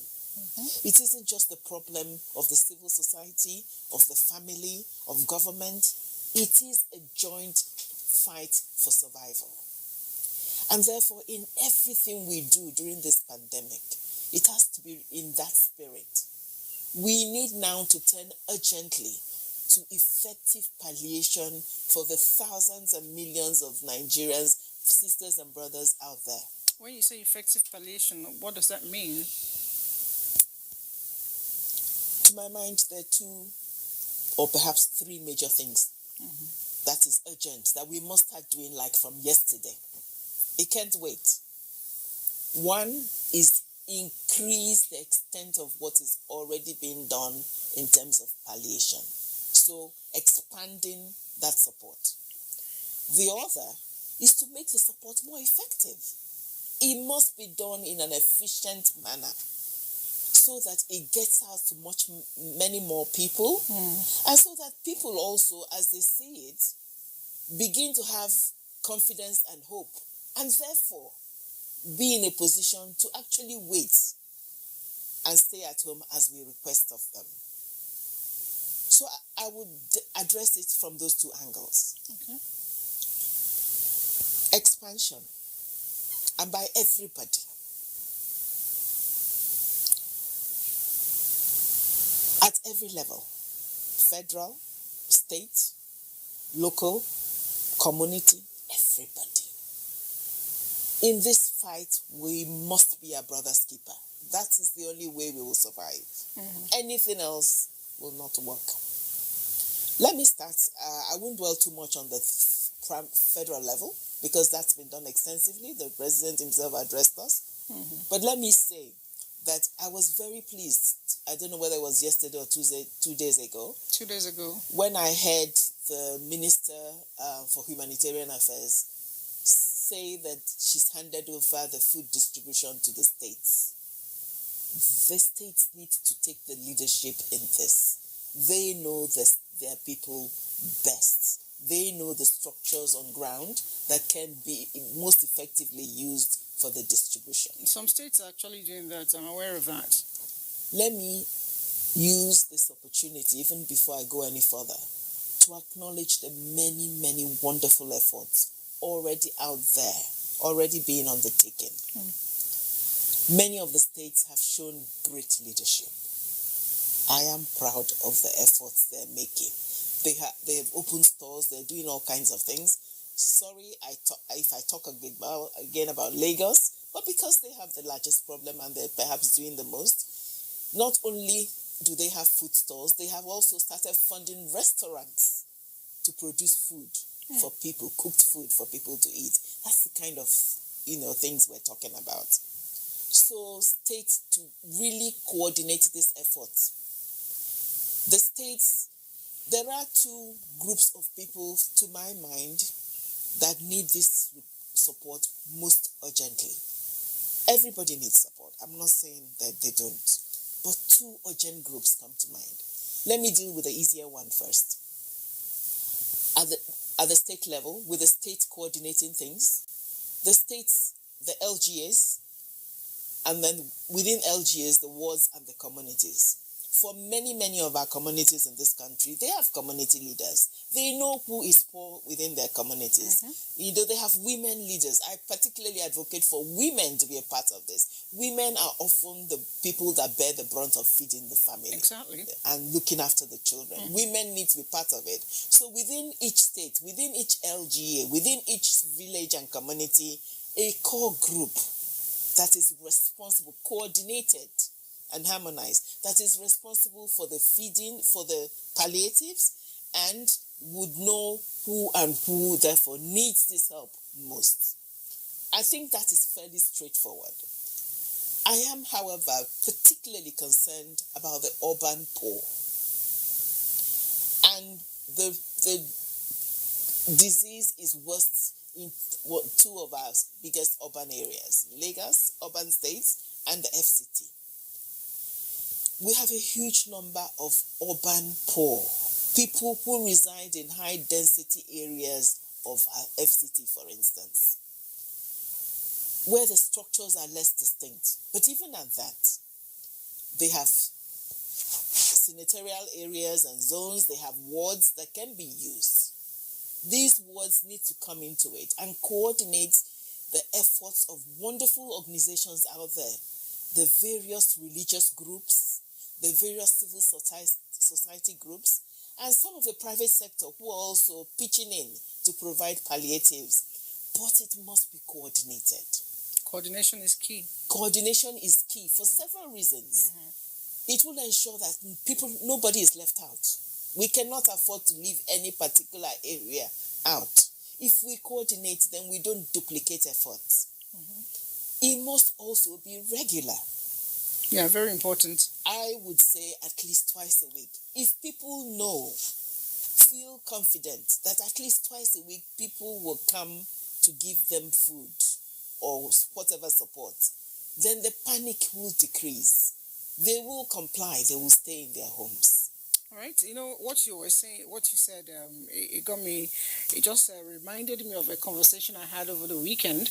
I tried to speak to a lady, and it wasn't possible at the time. Eventually, when we got talking, she said, I went to the city center, the area council, to share our food. And I was like, what food? He said, you don't know. You people don't have in Abuja. This is the fourth one we're sharing. And I said, talk to me about it. He said, different people have been giving us food. This one is from our governor. You know, he gave us rice, tomato. She took time to mention a whole lot of things. And I was happy. I said, he said, it's not the first time you're sharing. She said, this is the fourth time. And that in their village, they have some young people in age grade system. And the different age grade has been giving them food to make sure that all the women in the village, get food, be it widow, be it single mother, whoever you are. In fact, the more indigent you are, the more they give you. And that incidentally, that she has so much rice in the house now, she doesn't know what to do with it because she's collected a custard bucket 4 times. I said, lucky you. I wish it was possible you'd have sent me some of the rice, because I know what to do with it. I have a full house. But it got me thinking when she said, youths of a community gave us food. The ones that are handy contributed money and gave us food. The age grade gave us food. I'm talking about Abriba. The age grade gave us food. Our traditional ruler gave us food. The government via our church, she's Presby, gave us food. That's the 4th one she counted. So I think beyond just the government, what you're saying, communities should gather around. Like I always tell people, if you can try to feed 2 mouths, that's 2 families when I say mouths, around your area, you take away hunger on daily basis, and it may not cost too much if you're that rich. So I think communities should get involved, like you've always advocated, and ensure that these things are constantly done on a regular basis. On a regular basis, coordinated, so that we map our efforts. The various communities, people providing support, take on certain areas so that we don't duplicate those efforts, dump too much food on certain people, but also importantly that we know those who are really most vulnerable. Yes. The widows, the really poor households, and so on, and that they get. But regularity is important. It's not a one-off thing. It has to be, for them to continue to stay at home, they need to know that at the very least once a week, but I advocate more than once a week, that they will come back. And my team and I did a little research, trying to interview people virtually, of course. We didn't contaminate it. We didn't. I was going to ask you. And overwhelmingly in the high density urban areas, poorer areas in Abuja, what we heard is that they preferred door-to-door distribution. Yes. They were very unhappy about being this field coming together, no matter how much you're trying to social distance and the hours that take. They pleaded for door-to-door, that they will stay in their home. The people distributing will come and drop whatever quota is theirs, door to door. And that is possible because all of those areas have heads, and so on, that know who is who. The palliative groups come with their stuff in a big vehicle or something and go around and drop it for them in their home. All right, we will be continuing with your palliative talk because I know that's your baby. But somebody asked me a question when we started. He said, what is the difference between this, that is watery, and this, that has color? I will take that question back to the nurse. But before we do that, we're going to take a break. When we come back, you will have to explain to us if there is difference between this and this, and of course their uses and how it can be used. For now, we'll take a break. Don't go away. In the midst of the coronavirus pandemic, information management is key. I'm Cyril Stober. Fatima Umar Buba. Joseph Johnson. Ian Ray John. Muhammad Kudu Abubakar. Jumbo Yusuf. My name is Kirian Umaya. Here in NTA, we're working very hard to make sure that everything we broadcast is accurate and up to date. Misinformation spreads very fast. The social media has been a huge conveyor of misleading information from one individual to another, then to another set of groups. In a short while, it goes viral, and before you know it, it is all over the world. There have been several misleading information on coronavirus COVID-19. Recently, the misconception of 5G as a cause of coronavirus is becoming widespread. Another is the belief that hot beverages and alcoholic drinks are internal cleanser for COVID-19, thereby leading to excessive consumption of these drinks. The use of local concoctions as treatment for COVID-19 are yet to be scientifically proven. However, there has been several theories about the efficacies of these concoctions. We should stay safe and denounce all manner of fake news and misleading information on COVID-19. For medical advice, go on the WHO website, Nigeria Center for Disease Control, NCDC website, or stick with the advisories from the Presidential Task Force on COVID-19 or other authentic official sources. NTA is one of them. Coronavirus, where the nickname na COVID-19, it not be big man of sickness, so if it catch anybody, according to World Health Organization, WHO, where then they call WHO, make I show you how the disease they take spread. Oga travel go abroad, come back with symptoms of COVID-19 infection. As he land for airport, driver go carry and come house. His wife and pikin welcome am. Cook arrange food for Oga. Houseboy and house girl pack Oga load enter house. Now so Oga begin spread this infection to him people. Driver go mechanic workshop, go spread am. Cook go open market to go buy one or two things. She go spread am too. Even house cleaner go back her house, go spread the same infection. Now so this coronavirus begin take style dey spread from family to we country people. So therefore, make we join hands obey all the instructions wey government and our medical people don give us. So wash your hands with water and soap regularly, or use hand sanitizer. No go join body for where people gather plenty. Maintain social distancing. Above all, stay una house as government don advise. Stop unnecessary waka about, so make we not spread this virus. Coronavirus no be only big man like me dey catch o. If it catch anybody, even poor man himself fit get am. So make we join hand together, take stop with this deadly disease where they kill our people and they never get a cure. Together we go overcome if we do all the things wey dem tell us to do.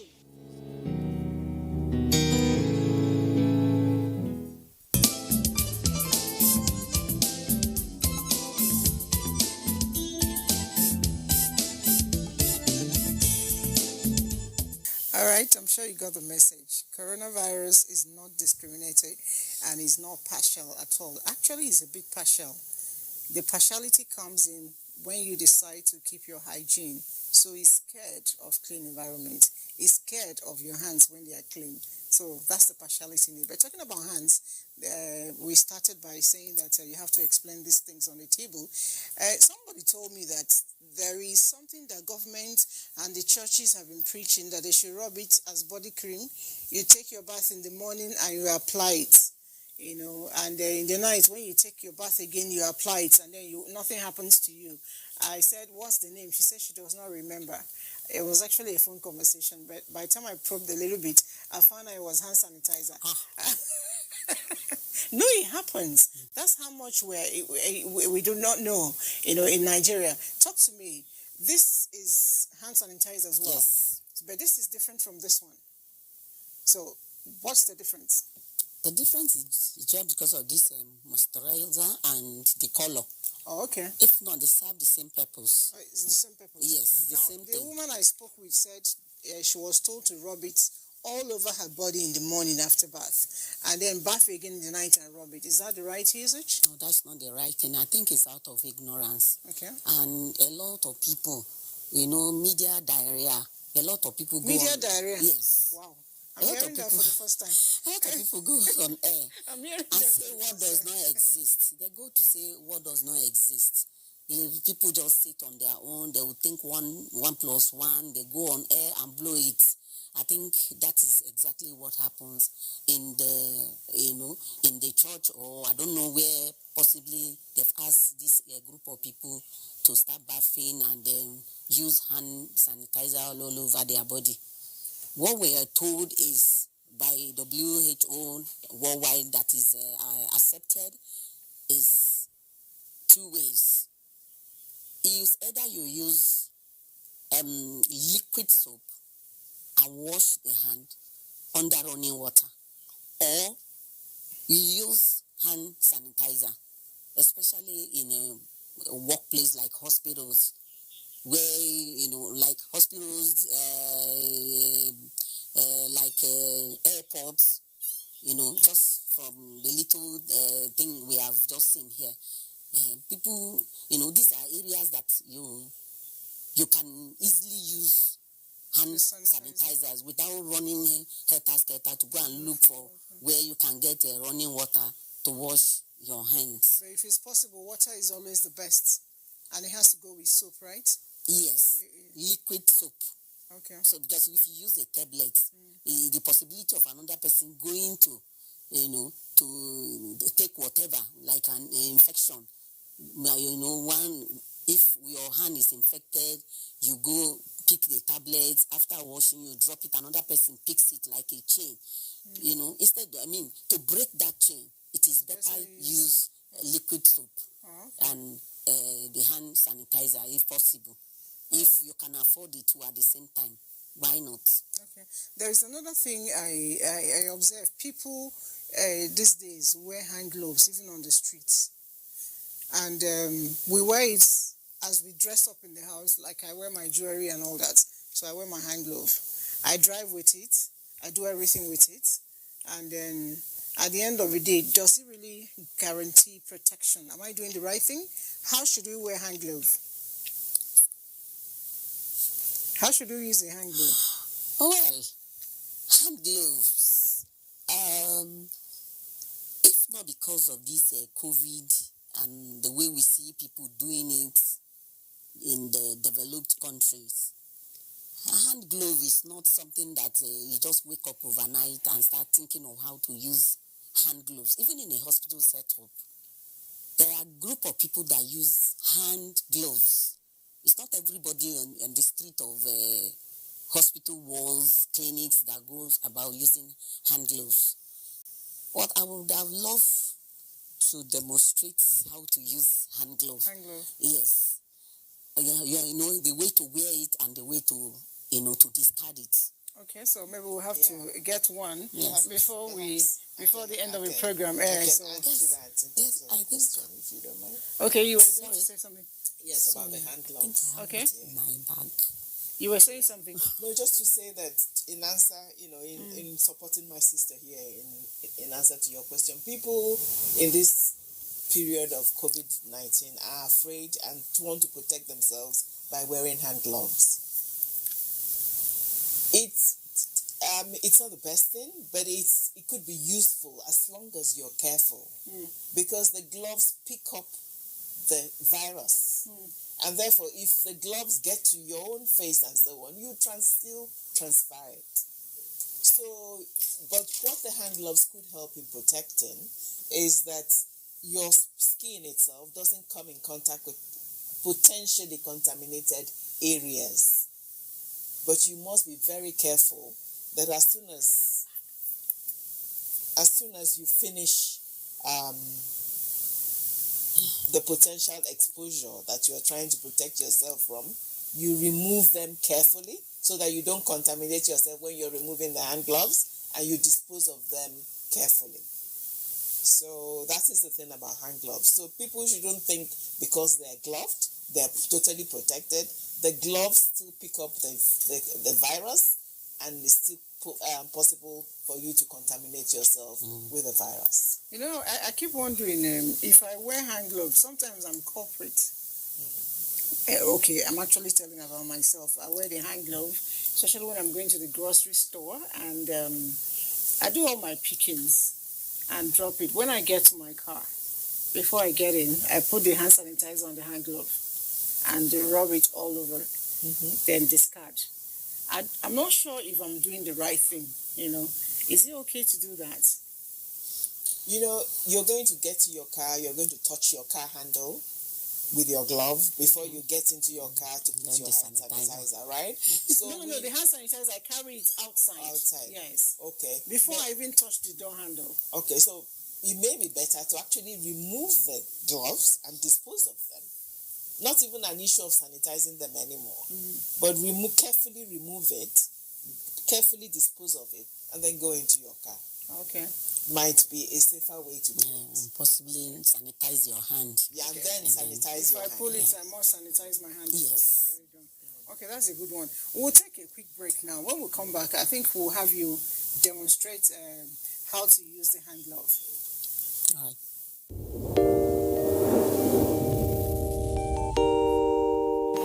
When there's a child out there that's not getting the same that your own child is getting, the difference will tell, and there will come a time in the society where that child is going to take his pound of flesh. Where you can actually, everything from watching a program with the child, you can start up the conversation from something on the TV and say, oh, you know. For me, it's like, hurry up with this business. And the other one said, Auntie, it's not about me, it's about the guys. They're not ready to marry. Yes. If she wants to ask something, no, I know my mother very well. In fact, the most interesting one is when I put up pictures on WhatsApp, you know, Snapchat filters and all that, she will call me, remove that picture. There was a day I got tired of all that and I said,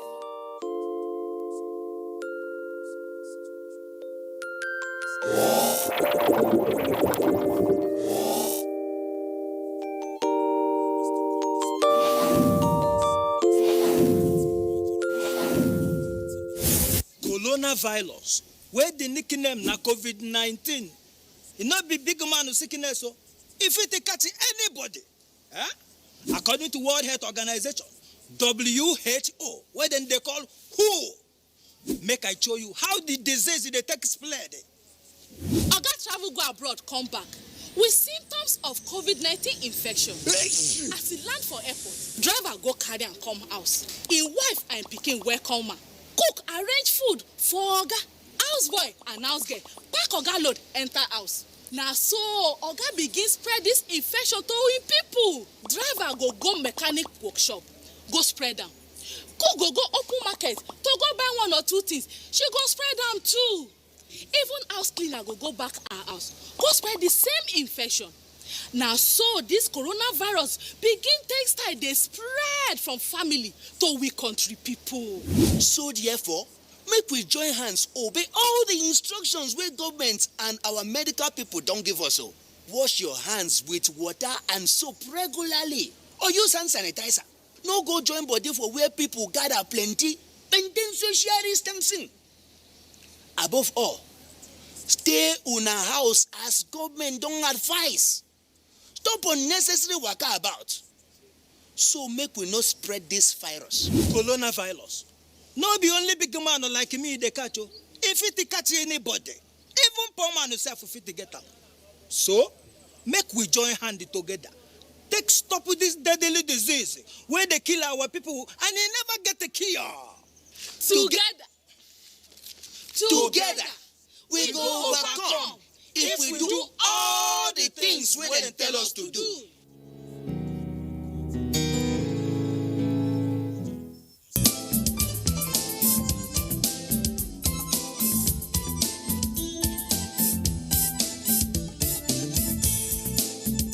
All right, when we took our break, we said when we return, we will be demonstrating how best to use a hand glove. Maybe you can show that to us. I noticed you're removing your jewelry, so Yes. before I wear it, I must... Quickly, yes, you must remove all this because before they can have a But I actually noticed one of the times I wore my own, before I knew it, my ring, gave it a blister, and from there it began to tear away. Yes. So this makes a lot of sense. Yes, you have to remove them.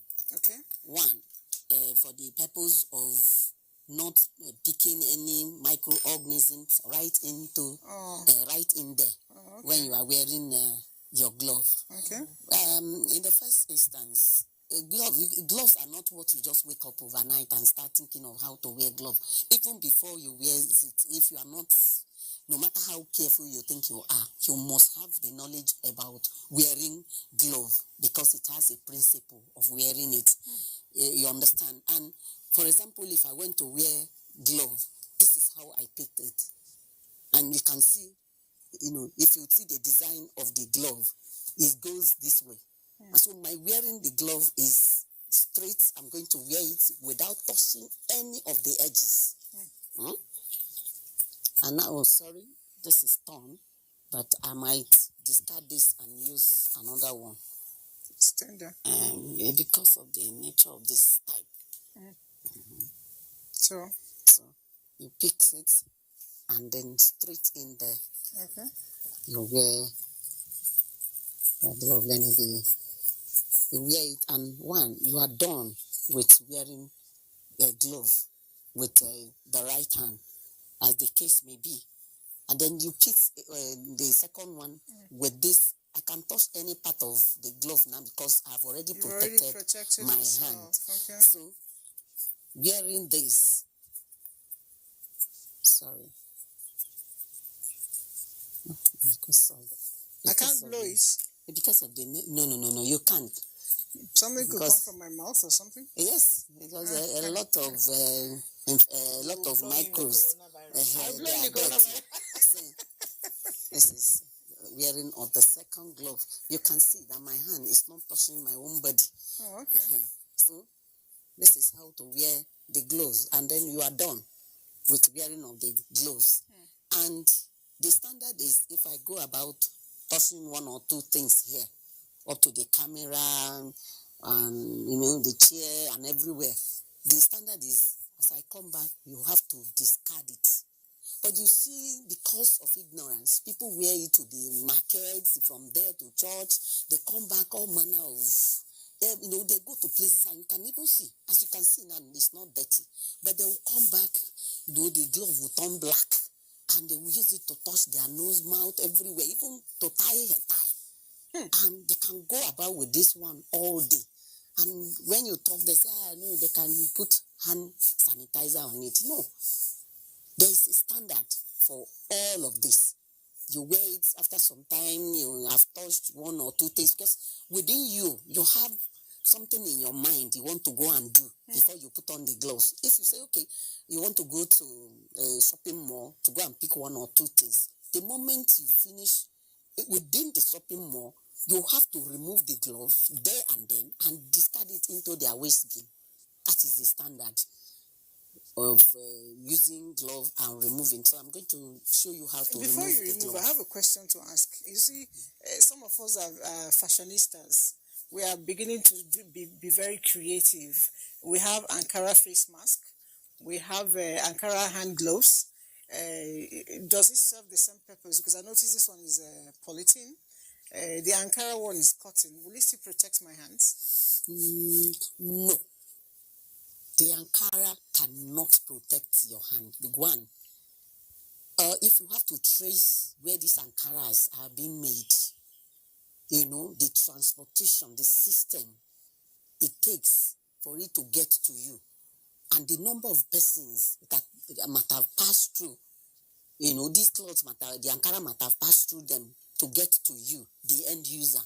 You will find out that if you have a microscope there, you will be surprised the kind of microbes that you see lying there. I don't want to look. And they are dangerous to one's health. As I speak, I came here this morning with matches in my bag. Matches. I'm not coming here to set NTA on a blaze, but to to do a practical,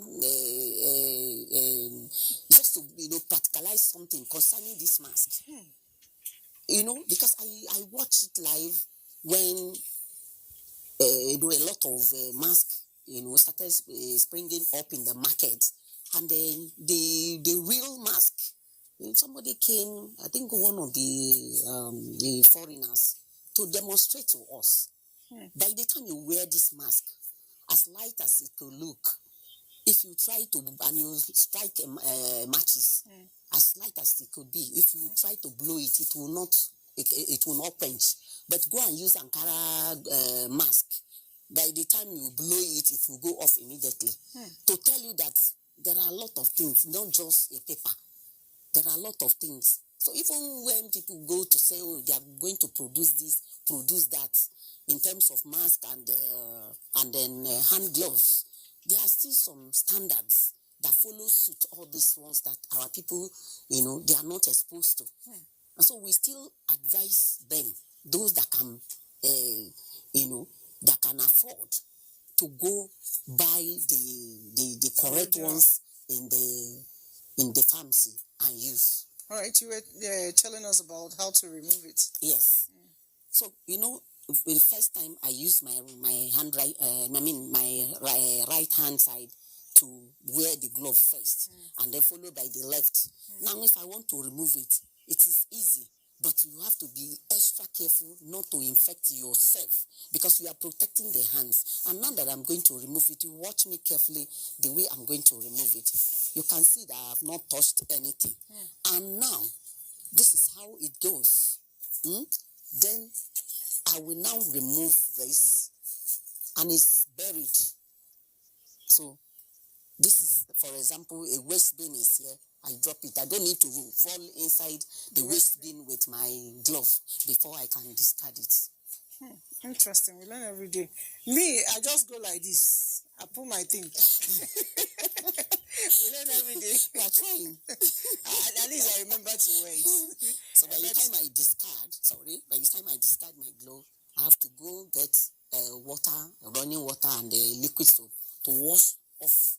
Especially, they are saying we should use our hand. This corona, if you sneeze, use your elbow to receive it, or to, limit it within yourself.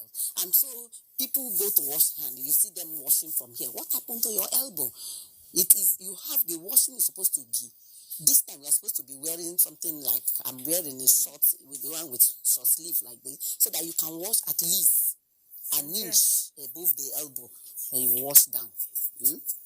Wash down, demonstrate, and then wash down. And if you have a sanitizer like I do, you can as well sanitize. All right, we learn, and it's quite interesting to know that a lot of times I've done the wrong thing, and I'm not ashamed to admit it, because I'm sure there are a lot of people who were doing the same as I'm doing. So all of us are learning. But I moved back to Dr. Kechi, and when you talked about the door-to-door distribution, I quickly remembered social distancing, that it will go a long way to help. And then I also remembered, equity. It will go a long way to help. I need you to speak more on that again. I will. I mean, that is, all of it is part of what I meant when I said efficiency. You need to improve the efficiency of the distribution. Door to door would ensure that each household gets. People don't double get, And also, like you said, they stay in their homes, they don't contaminate. The only potential risk is for the people going to give it to them, but they will take all due precautions in doing so. So absolutely. And like I said, overwhelmingly, many of the people out there themselves, the potential beneficiaries, felt that was the way it would be fair and it would get to them, and that they all live in sort of communities where people know each other. So can identify homes and it can be distributed. All right, your final advice to Nigerians at this point, especially on, ways to help each other. Yeah, absolutely. Because I had said, one, expansion of the support. There are Again, I am grateful to the many, many civil society and religious organizations that are out there trying to do their best. But it is still very far from being adequate. And so at every level, we need to ramp up that effort. I call passionately to the government, at the federal level. We appreciate the gestures so far made. I listened to the issue of conditional cash transfer. My passionate plea, is that let it not be too little, too late. It needs to happen now. It needs to happen. The states level need to vamp up. But let me make a passionate appeal to every one of us. We don't have much of a time again. Yeah, that is a pity because really, this is everybody's effort. Yes. Let me say two things quickly. Okay, One, my director is actually on my neck. I wish we had more time, seriously. But then Dr. Kechi she's a family member right now. I can probably say that. So she's going to come again and speak on your thoughts. For now, we will say goodbye. And our email address is still open, of course. Our Facebook is there. You can always reach us with your comments. I will respond to that, behind camera.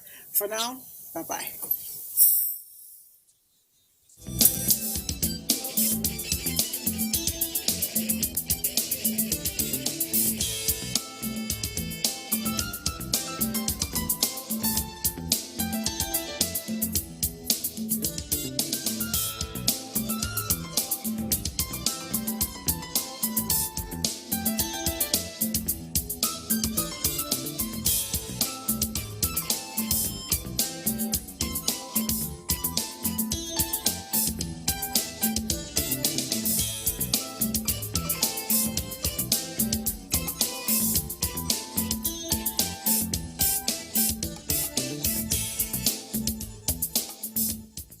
The coronavirus, also known as COVID-19, has been declared by the World Health Organization as a global pandemic. While clinical trials are ongoing for a vaccine and a possible cure, there is no known treatment for the coronavirus. Nigeria has recorded some of these cases, and people are advised to take these preventive measures to keep themselves safe and contain the further spread of the virus. Wash your hands frequently with soap and water or use hand sanitizers all the time. Maintain social distancing. Avoid touching your eyes, nose, and mouth. Practice respiratory hygiene. If you have fever, cough, and difficulty breathing, seek medical care early. Do not panic.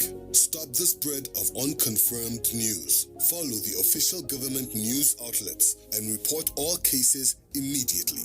This message is brought to you by the Nigerian Television Authority, NTA, Africa's largest television network. These days, people get their news and information from more media sources than ever before. Some of the news and information given are fake, unverified, doctored, and manufactured to create confusion, stir disaffection, and cause disunity. Before you believe or share any news, ask yourself, is this real? Is it from a credible source? Is it verified or verifiable? Fake news is dangerous. Whether you do it for fun or for political gains, real people can get hurt. Fake news, don't create it, don't spread it. This is a public service announcement from NTA.